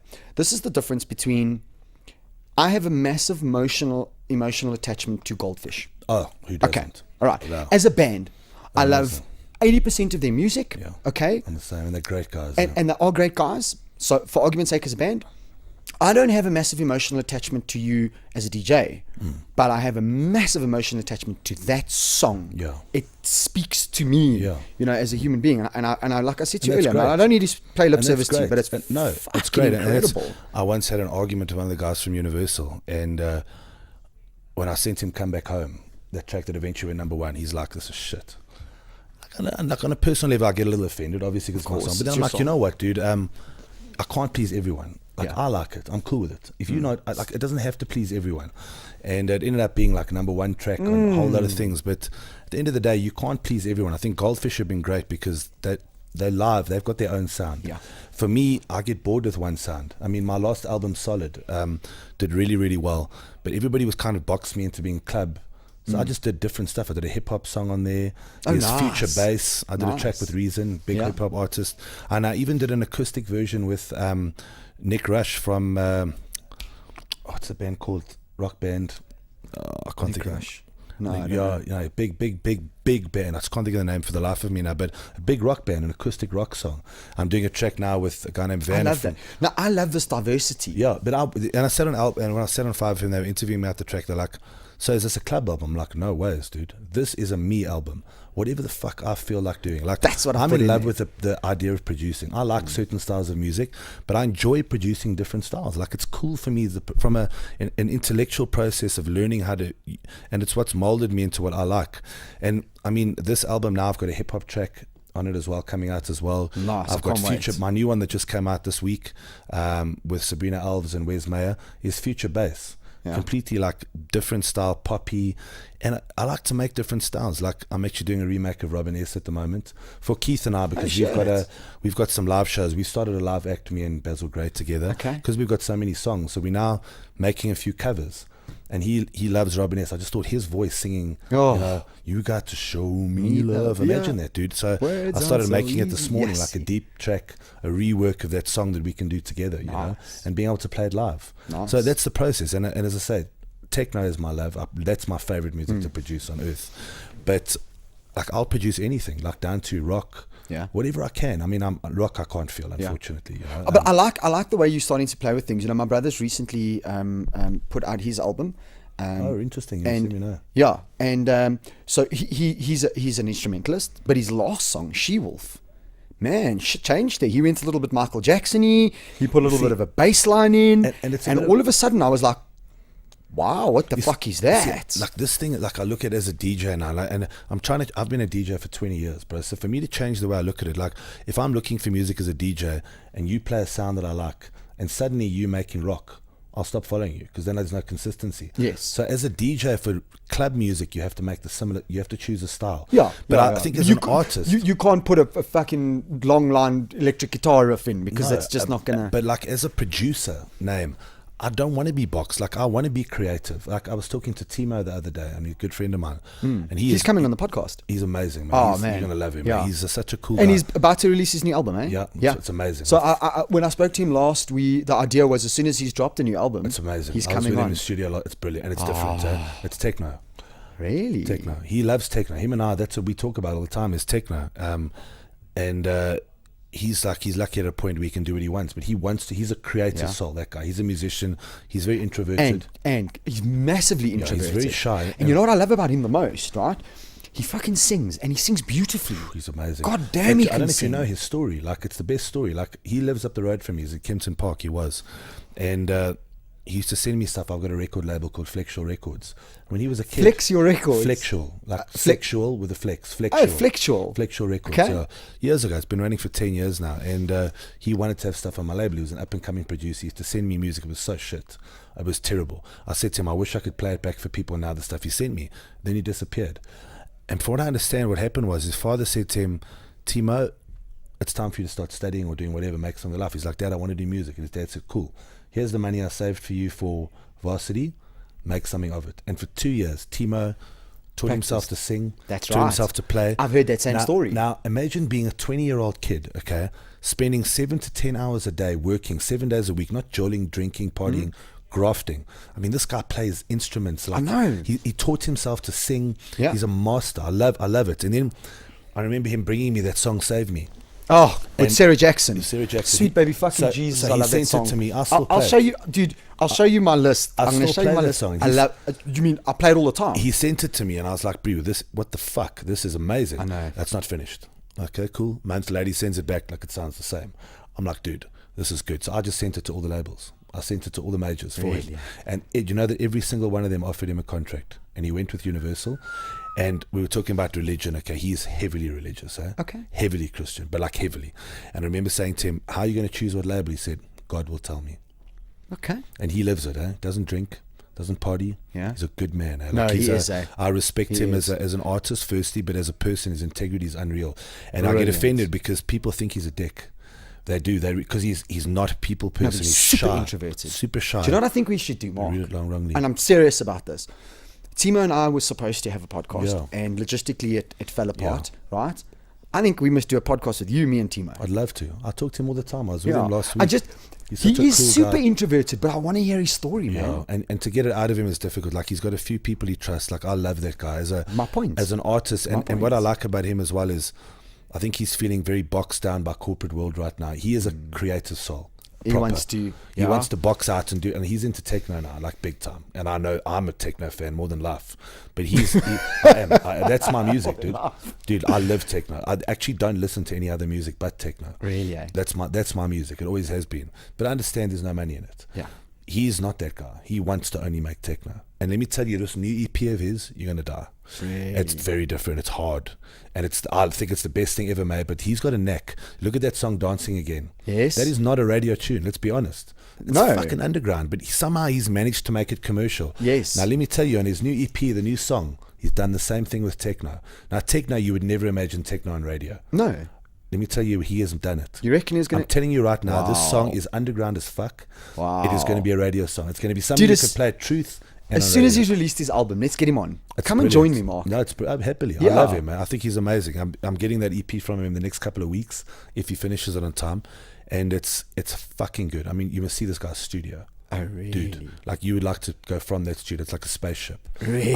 He's moved into a new place. I mean, this kid has got his head screwed on. He's saved his money. He's bought himself a house in Greenstone, and you must see what he's done with the studio. It's like a double garage. He's opened this whole thing up. He's padded the whole thing, treated the whole thing. In the middle, it's like this little spaceship thing. It looks like freaking something out of Star Wars, dude. I'm serious. It's got big screens over here like this, all sorts of controllers, and he collects like modular synths and analog synthesizers. So he's got a Moog packed here, another one packed here. He's got 4 or 5 synthesizers here, another 3 or 4 over here, in this big U-shaped thing. He's got like 5 different sets of monitors to switch on the back, the side, for in case you're listening in the car. It's unreal, dude. It's like, holy it's shit. unreal. Like, he's a proper technophobe, this guy. You know, he loves, you go to his house and there's like GoPros lying all over the show. Like, he's a technophobe, you know. And he's just got this knack. He's good at, and he's a good person. And in fact, people always ask me, and I get promoters asking me, which DJs are going to pull crowds? My answer is none. Okay. Except him. Except TiMO. He's the only one, and he's not a DJ. And he can't mix. He can't beat mix 2 tracks together. He's a producer. He plays off Ableton Live. He's a musician. He's a musician. Yeah. And he has to perform. Like, if you ask him, would you like to perform? He'd say no. I want to be in my studio, but he's understand that the money comes from the performance. Absolutely. And needs to go. Absolutely. People love him. Let me tell you, they No, dude, fucking it's love insane. him. I played with him in Belito last year, and he plays what he wants to play. Huh? So he laughs. Like, he'll tell you, yeah, people hate my music. I'm like, bro, they love your music. He goes, no, when I play live. So I'll play techno. People are like, then I'll sing Save Me. Suddenly they're like, yeah, TiMO, we love you. And then for the next 10 minutes, he plays underground as fuck, and they're all like riding off the high of Save Me. Then it dips. Next thing he's playing his next song, and everyone's like, oh yeah, TiMO, we love you. Yeah, you must see his expressions when he tells the story. He's like the funniest guy. Dude, you know? that is so fucking hilarious. And going back to what I was saying, like, he is the only guy that pulls crowds. Now, every other DJ is played to the max. He doesn't like playing, so he doesn't take gigs unless he wants them. There's certain venues that he refuses to play at. So inadvertently, So he's a bit of a purist. no, not at all. He just like, there's certain places he doesn't like to be. Okay. Simple. So he doesn't go there. It doesn't matter how much money you offer him. He doesn't go there. He just doesn't feel it. And he's luckily in a position where he can be like that. And inadvertently, what's been great about it is that it's pushed his status. And he doesn't hang around at gigs. He plays and he leaves. Yeah. So he's got this like almost mystique about him. Who is TiMO? People want to know him. And he doesn't play at many places. On the podcast, man. He charges through the roof. And he's actually at the point now where he doesn't play gigs for other people. He's now teamed up with a guy, Felix, and they throw events together, the TiMO Move experience. That's right. I actually saw the social media about that. He throws his own events now, because his point is, okay, I mean, I'm just throwing numbers now. These are not the true numbers, but let's say I'm making 20 grand playing at this party for somebody else. I can throw my own and make 100. Yeah. Cool, then I only have to do 20 gigs a year. No, that's what he told me the other day. He wants to do 20 gigs a year, that's it. And mostly his own. So he's like, I can throw my own gigs. And because he does that so few, everybody goes. Of course. You can't see TiMO. Supply and demand. He's brilliant. Supply and he's demand. got a good management How team fucking behind clever him. is that? Yeah, he's got a good management team behind him that do really well for him. Like, I think he was lucky in the way that guys like me started from the bottom and I grafted my way up. He said to me the other day, he said to me, Mark, I actually would never be able to play an opening set. I've only ever played peak sets my whole life. I jumped in and I was a star from one song. Yeah, how fortunate. Lucky. I mean, that's the holy grail. That's unicorn fucking That's the holy shit grail. right But there. Yeah. Everybody says it's lucky. I don't think it's lucky, dude. He grafted fuck hard to get to that song. Luck is when preparation meets chance. Yeah. He grafted fuck hard for that. Everyone's like, oh, TiMO suddenly mad. I'm like, actually, no, he didn't. Yeah. That grafted. He put in the hours. He sacrificed for years as a teenager, not jolling. And that's where he is, where he's nice. Well, let me give you such a cool saying, dude. It took, in many instances, right? It took 10 years, 5 years, however many years to become an overnight success. Yeah. Nobody sees the slog, bro. Yeah. Nobody sees the slog. That guy is a guy, your podcast will do well. He's greatly loved, greatly followed. Yeah, it's just, he's well respected. So one of my friends, Ashley Frank, right, is good friends with him. And that's how I got in touch. And I've been listening to Ash's stories about him. And it's fascinating. And I love him. Because here's one thing, and I want you to understand. I will not have somebody on here unless I really fucking want to speak to them, Yeah. unless I have an emotional attachment to them somehow, or, Yeah, or I like what admiration they've done, or or something. admiration. Absolutely. I want people on here. This is a very selfish thing. Me phoning you is very Yeah, but selfish. it's cool for everyone, you know. Like you must get TiMO to bring his mom in as well. She's unbelievable. Oh, really? That supports him like to hell and God. She's amazing. She used to make his clothes for him. Like he's a proper family man, and he's got How legit an is that, addiction dude? to sneakers, like bad. Really? Yeah, Jesus. Well, I mean, check this out, right? So I'm gonna give you my favorite songs at the moment, because I tell you what's happened. We were discussing this. I was discussing with this John Flismus, right? I love it when I hear a song, I absolutely fall in love with that song, and later on I find out they're South African. Yeah. Because that's what's happening now. You know, DJ Kent, Love You Boss, Still. What a great. Love You Still. That That's song. with Dominic Nell, the vocalist. Absolutely. He's also amazing. God damn. Yeah, he's good. And I very much equate that to your On Our Knees, eh? It's that same soul. Yeah. It gives me that Dominic's same. an amazing vocalist. Let me Yeah. tell you, he is. And Kent, what a boss. What a boss. He really is. What a And he's- fucking And you boss, must that dude. guy goes to gigs. He's got like no stage personality. Literally, the music speaks. Really, Literally. Really. Quietest guy. And then I got TiMO Save Me, but the Sarah Jackson, the extended edition, right? Majosi. Yeah, brilliant. Oh man, and he's coming on the podcast. Oh, eh? really? Yeah, Cool, yeah. wow. I'm in touch with Majosi. My brother's good friends with Majosi. Oh, wow. So and he's got a song called The Woods, and then there's the Vida remix. Dude, Yeah, Vida are good too. Do they remix Man. my track "Come Back Home"? They literally came out of nowhere. They're brilliant. wow, Brilliant bunch of guys. One of their first remixes they did was my track "Come Back Home" on my EP. Dude, how cool is it to hear this? Yeah. Wow. Yeah, South African music is growing, but we've got Fuck, some. man. We've got So much I mean, so. we've got a guy named Max Harrell in the dance music scene, a little young guy from Cape Town, just remixed the Chainsmokers. And It's brilliant. He's an amazing producer. This guy is Really? fucking good. Yeah.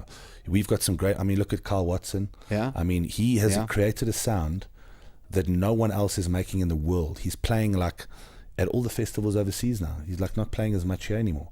He's now, his sound is, he owns it. Yeah. People are respecting him. Guys like Pete Tong, like big names. He's Jeez, like a master. Carl Watson, a lot of people don't know that. I mean, he's playing in festivals is it still called the Carl Watson Project? No, just Carl Watson. Carl Watson. Just Carl Watson. Okay. Yeah. He's amazing, but he's stuck to his sound for 10 years. It's Yeah. taken him, and now he's made it. Damn. So we've got some really, really good artists here. I mean, Yeah. dubstep, we've got one of the best dubstep artists in the world here, Grimehouse.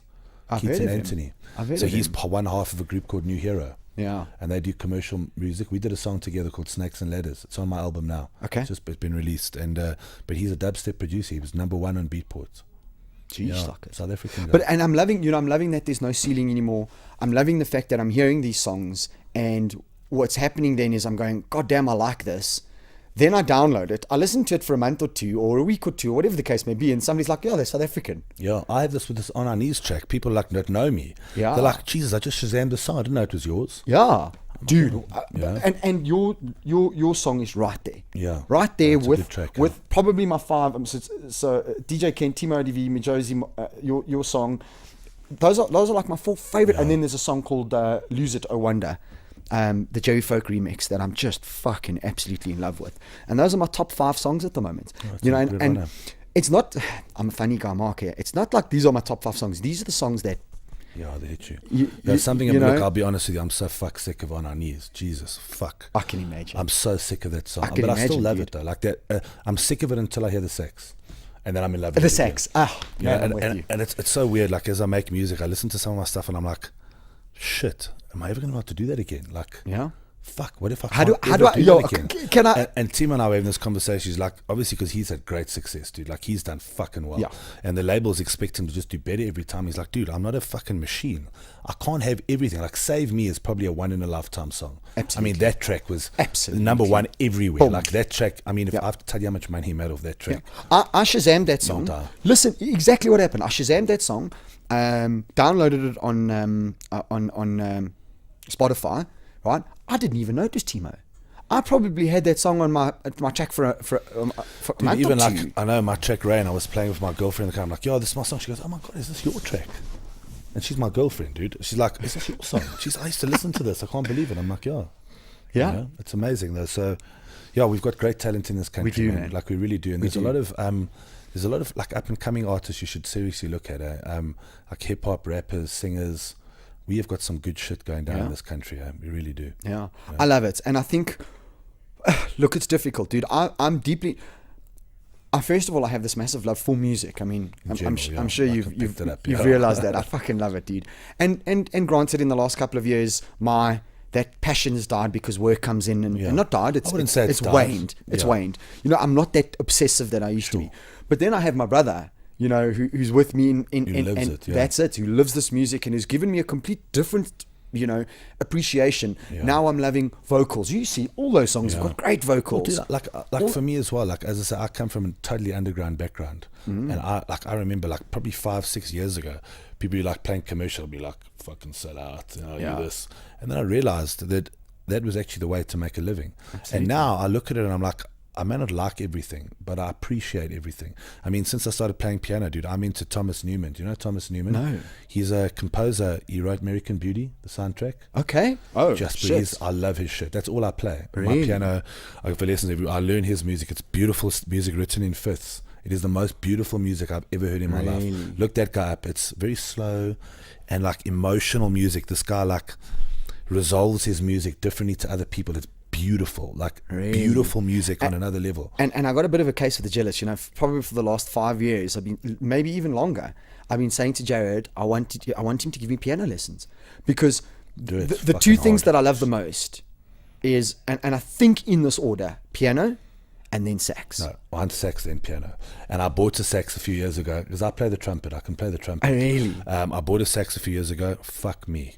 That is hard. That is hard. Do you know what my brother did, eh? He fucking, listen to this. He decided to write an album, and he self-produced his entire album with a producer, right, at a studio in 2 months. Wow. Which is fucking ridiculous. Okay, you must listen to our podcast where he talks about it. Yeah. It's insane what this fucking lunatic did.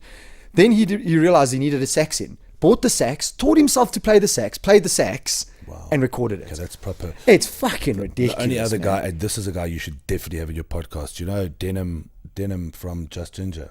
Oh, yes. Bro, he's a very good friend of mine. Let me tell you something. Really? That guy is a music whiz. When you have Bono from U2, they're open for U2, right? Yeah. Tweeting that Denim is the best bass player he's ever heard in his life. Let me tell you. Holy listen. Shit. Denim and I have been friends for a while. We started a group a few years ago when EDM was big, called Illegal. And we were going to be doing live dance music. Him playing his bass guitar while I DJ'd. And the shit this guy could do. I was sitting in the studio with him the one day, and he's got this amazing effects foot pedal for his guitar. So I'm busy mixing. Next thing I hear this like trumpet, sexy type sound. I'm like, what the fucking fuck? And here's this got an effect and playing the guitar, and it sounds like a saxophone. So he also had the story. He produces Prime Circle's albums. He's a producer. Okay. And this guy, same thing with the sax. He's like, I need a sax. Taught himself the sax. Plays every instrument. This guy is a walking music theory dictionary. Like, really? I was making chords, like, as I say, I'm self-taught, and we'd be making chords for these EDM songs. He'd be like, change the A sharp to a C. Suddenly it works. Done. Like, that guy's an interesting guy. Let me fucking tell you. I'll put you in contact with him. Wow. He is such a legend, like, nicest person, and that guy's got stories to tell. Let me tell you, like, Just Ginger, Prime Circle, he's producing all the big bands. Yeah. He is literally a legend. You know, I get so many guys that say to me, and it's very cool, dude. It's very cool now that the podcast has sort of taken off. I got a lot of guys that'll say to me, hey, how about this guy? How about that guy? How about that guy? And I ask 2 questions, and it's in this order. Can he hold a conversation? So, does he have a fucking brain cell, right? And is he a nice guy? Yeah. I don't want to sit here with a dick. No. Denim, let me tell you. Do you know what I mean? Like, he is a superstar. Like, Just Ginger is one of the biggest bands we've ever had. Absolutely. And let me tell you, sit with him. He's the most humble guy. He doesn't care about fame at all. Doesn't want to take photos with everybody. He's the nicest guy you've ever met. I promise you. And he inspires people. Good like human you being. don't understand. He's a great guy. But as I say, from a music perspective, he is a master of everything. Really, eh? Like, in fact, I'd probably go to say he's probably in my top 3 people that inspire me musically. Worldwide. Wow. He's actually like a genius. Like, he's balanced. He's amazing. Top 3? I don't actually know. Like, now that I mentioned it, yeah. I'm like, oh, fuck, he's damn it, my top is. But and Denim, you know, ordinarily I wouldn't, but I'm so fascinated by this conversation. Denim musically is definitely one of them. Yeah. Like, him, I have to say, like, and are we talking musically? I'm not talking about DJs and producers. Music, people that inspire me, like what they're doing musically. Denim, definitely one of them.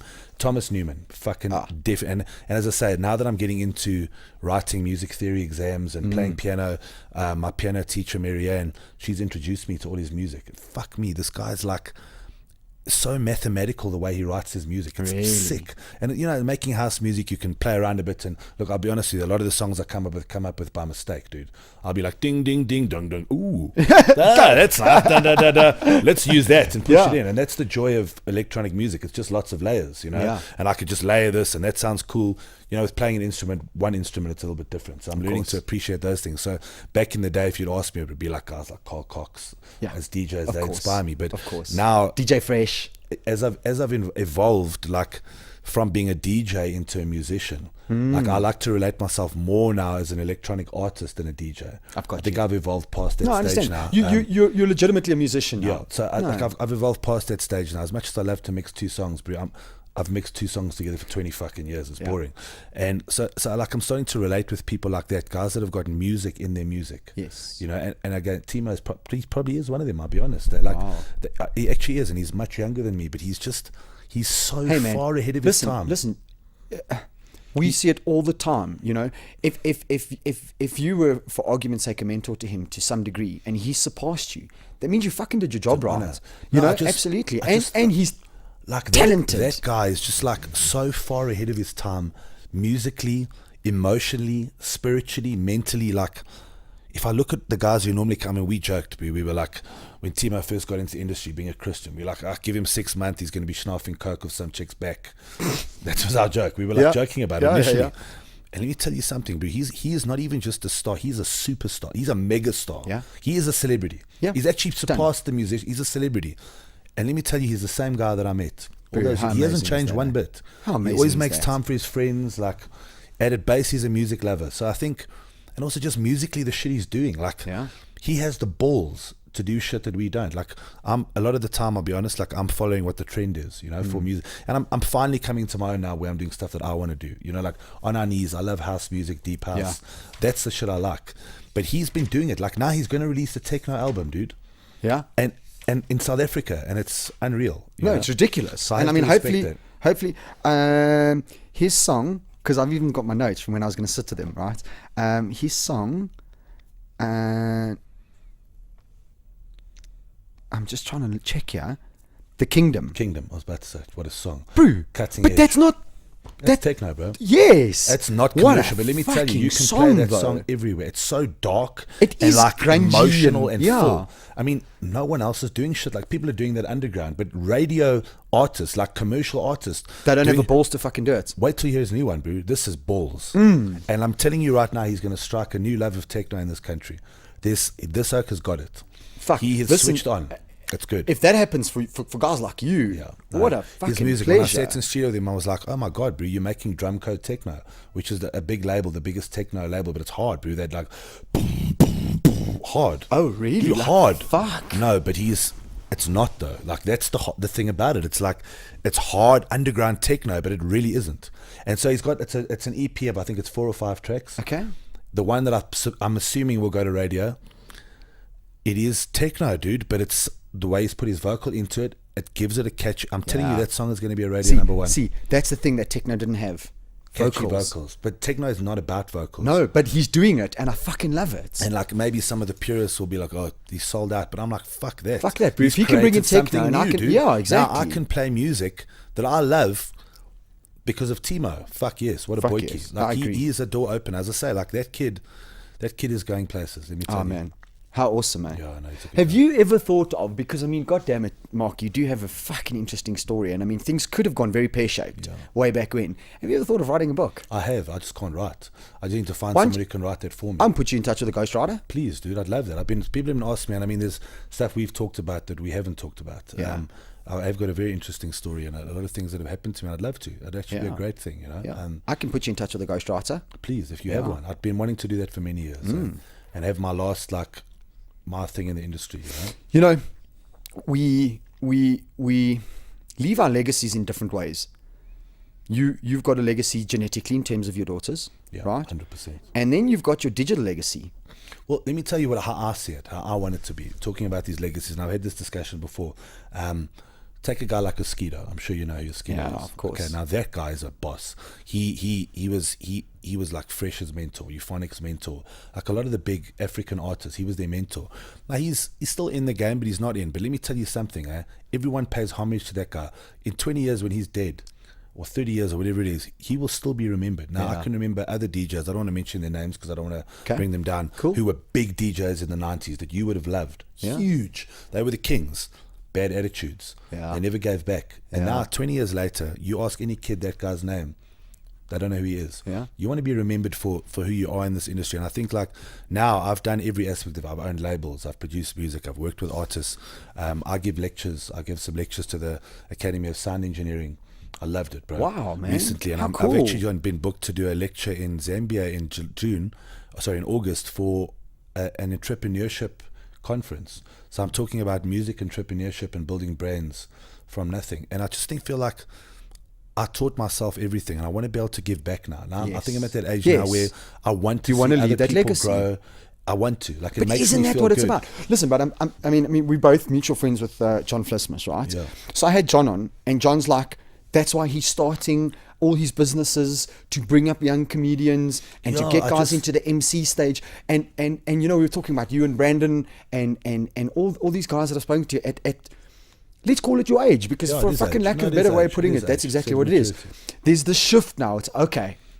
Let's to give give back. Well, there we I go. look at like How in my fucking cool. in my industry, there's a lot of top level DJs and artists that are at the top of their thrones. They're so scared of losing their thrones that they're holding people back. Yeah. And I feel like you need to grow. I'm at the base of it. I'm a house music lover. That's what I am. Before I'm a producer, I'm a love music, and if I can contribute in some way for that to grow, like that'll be great for me.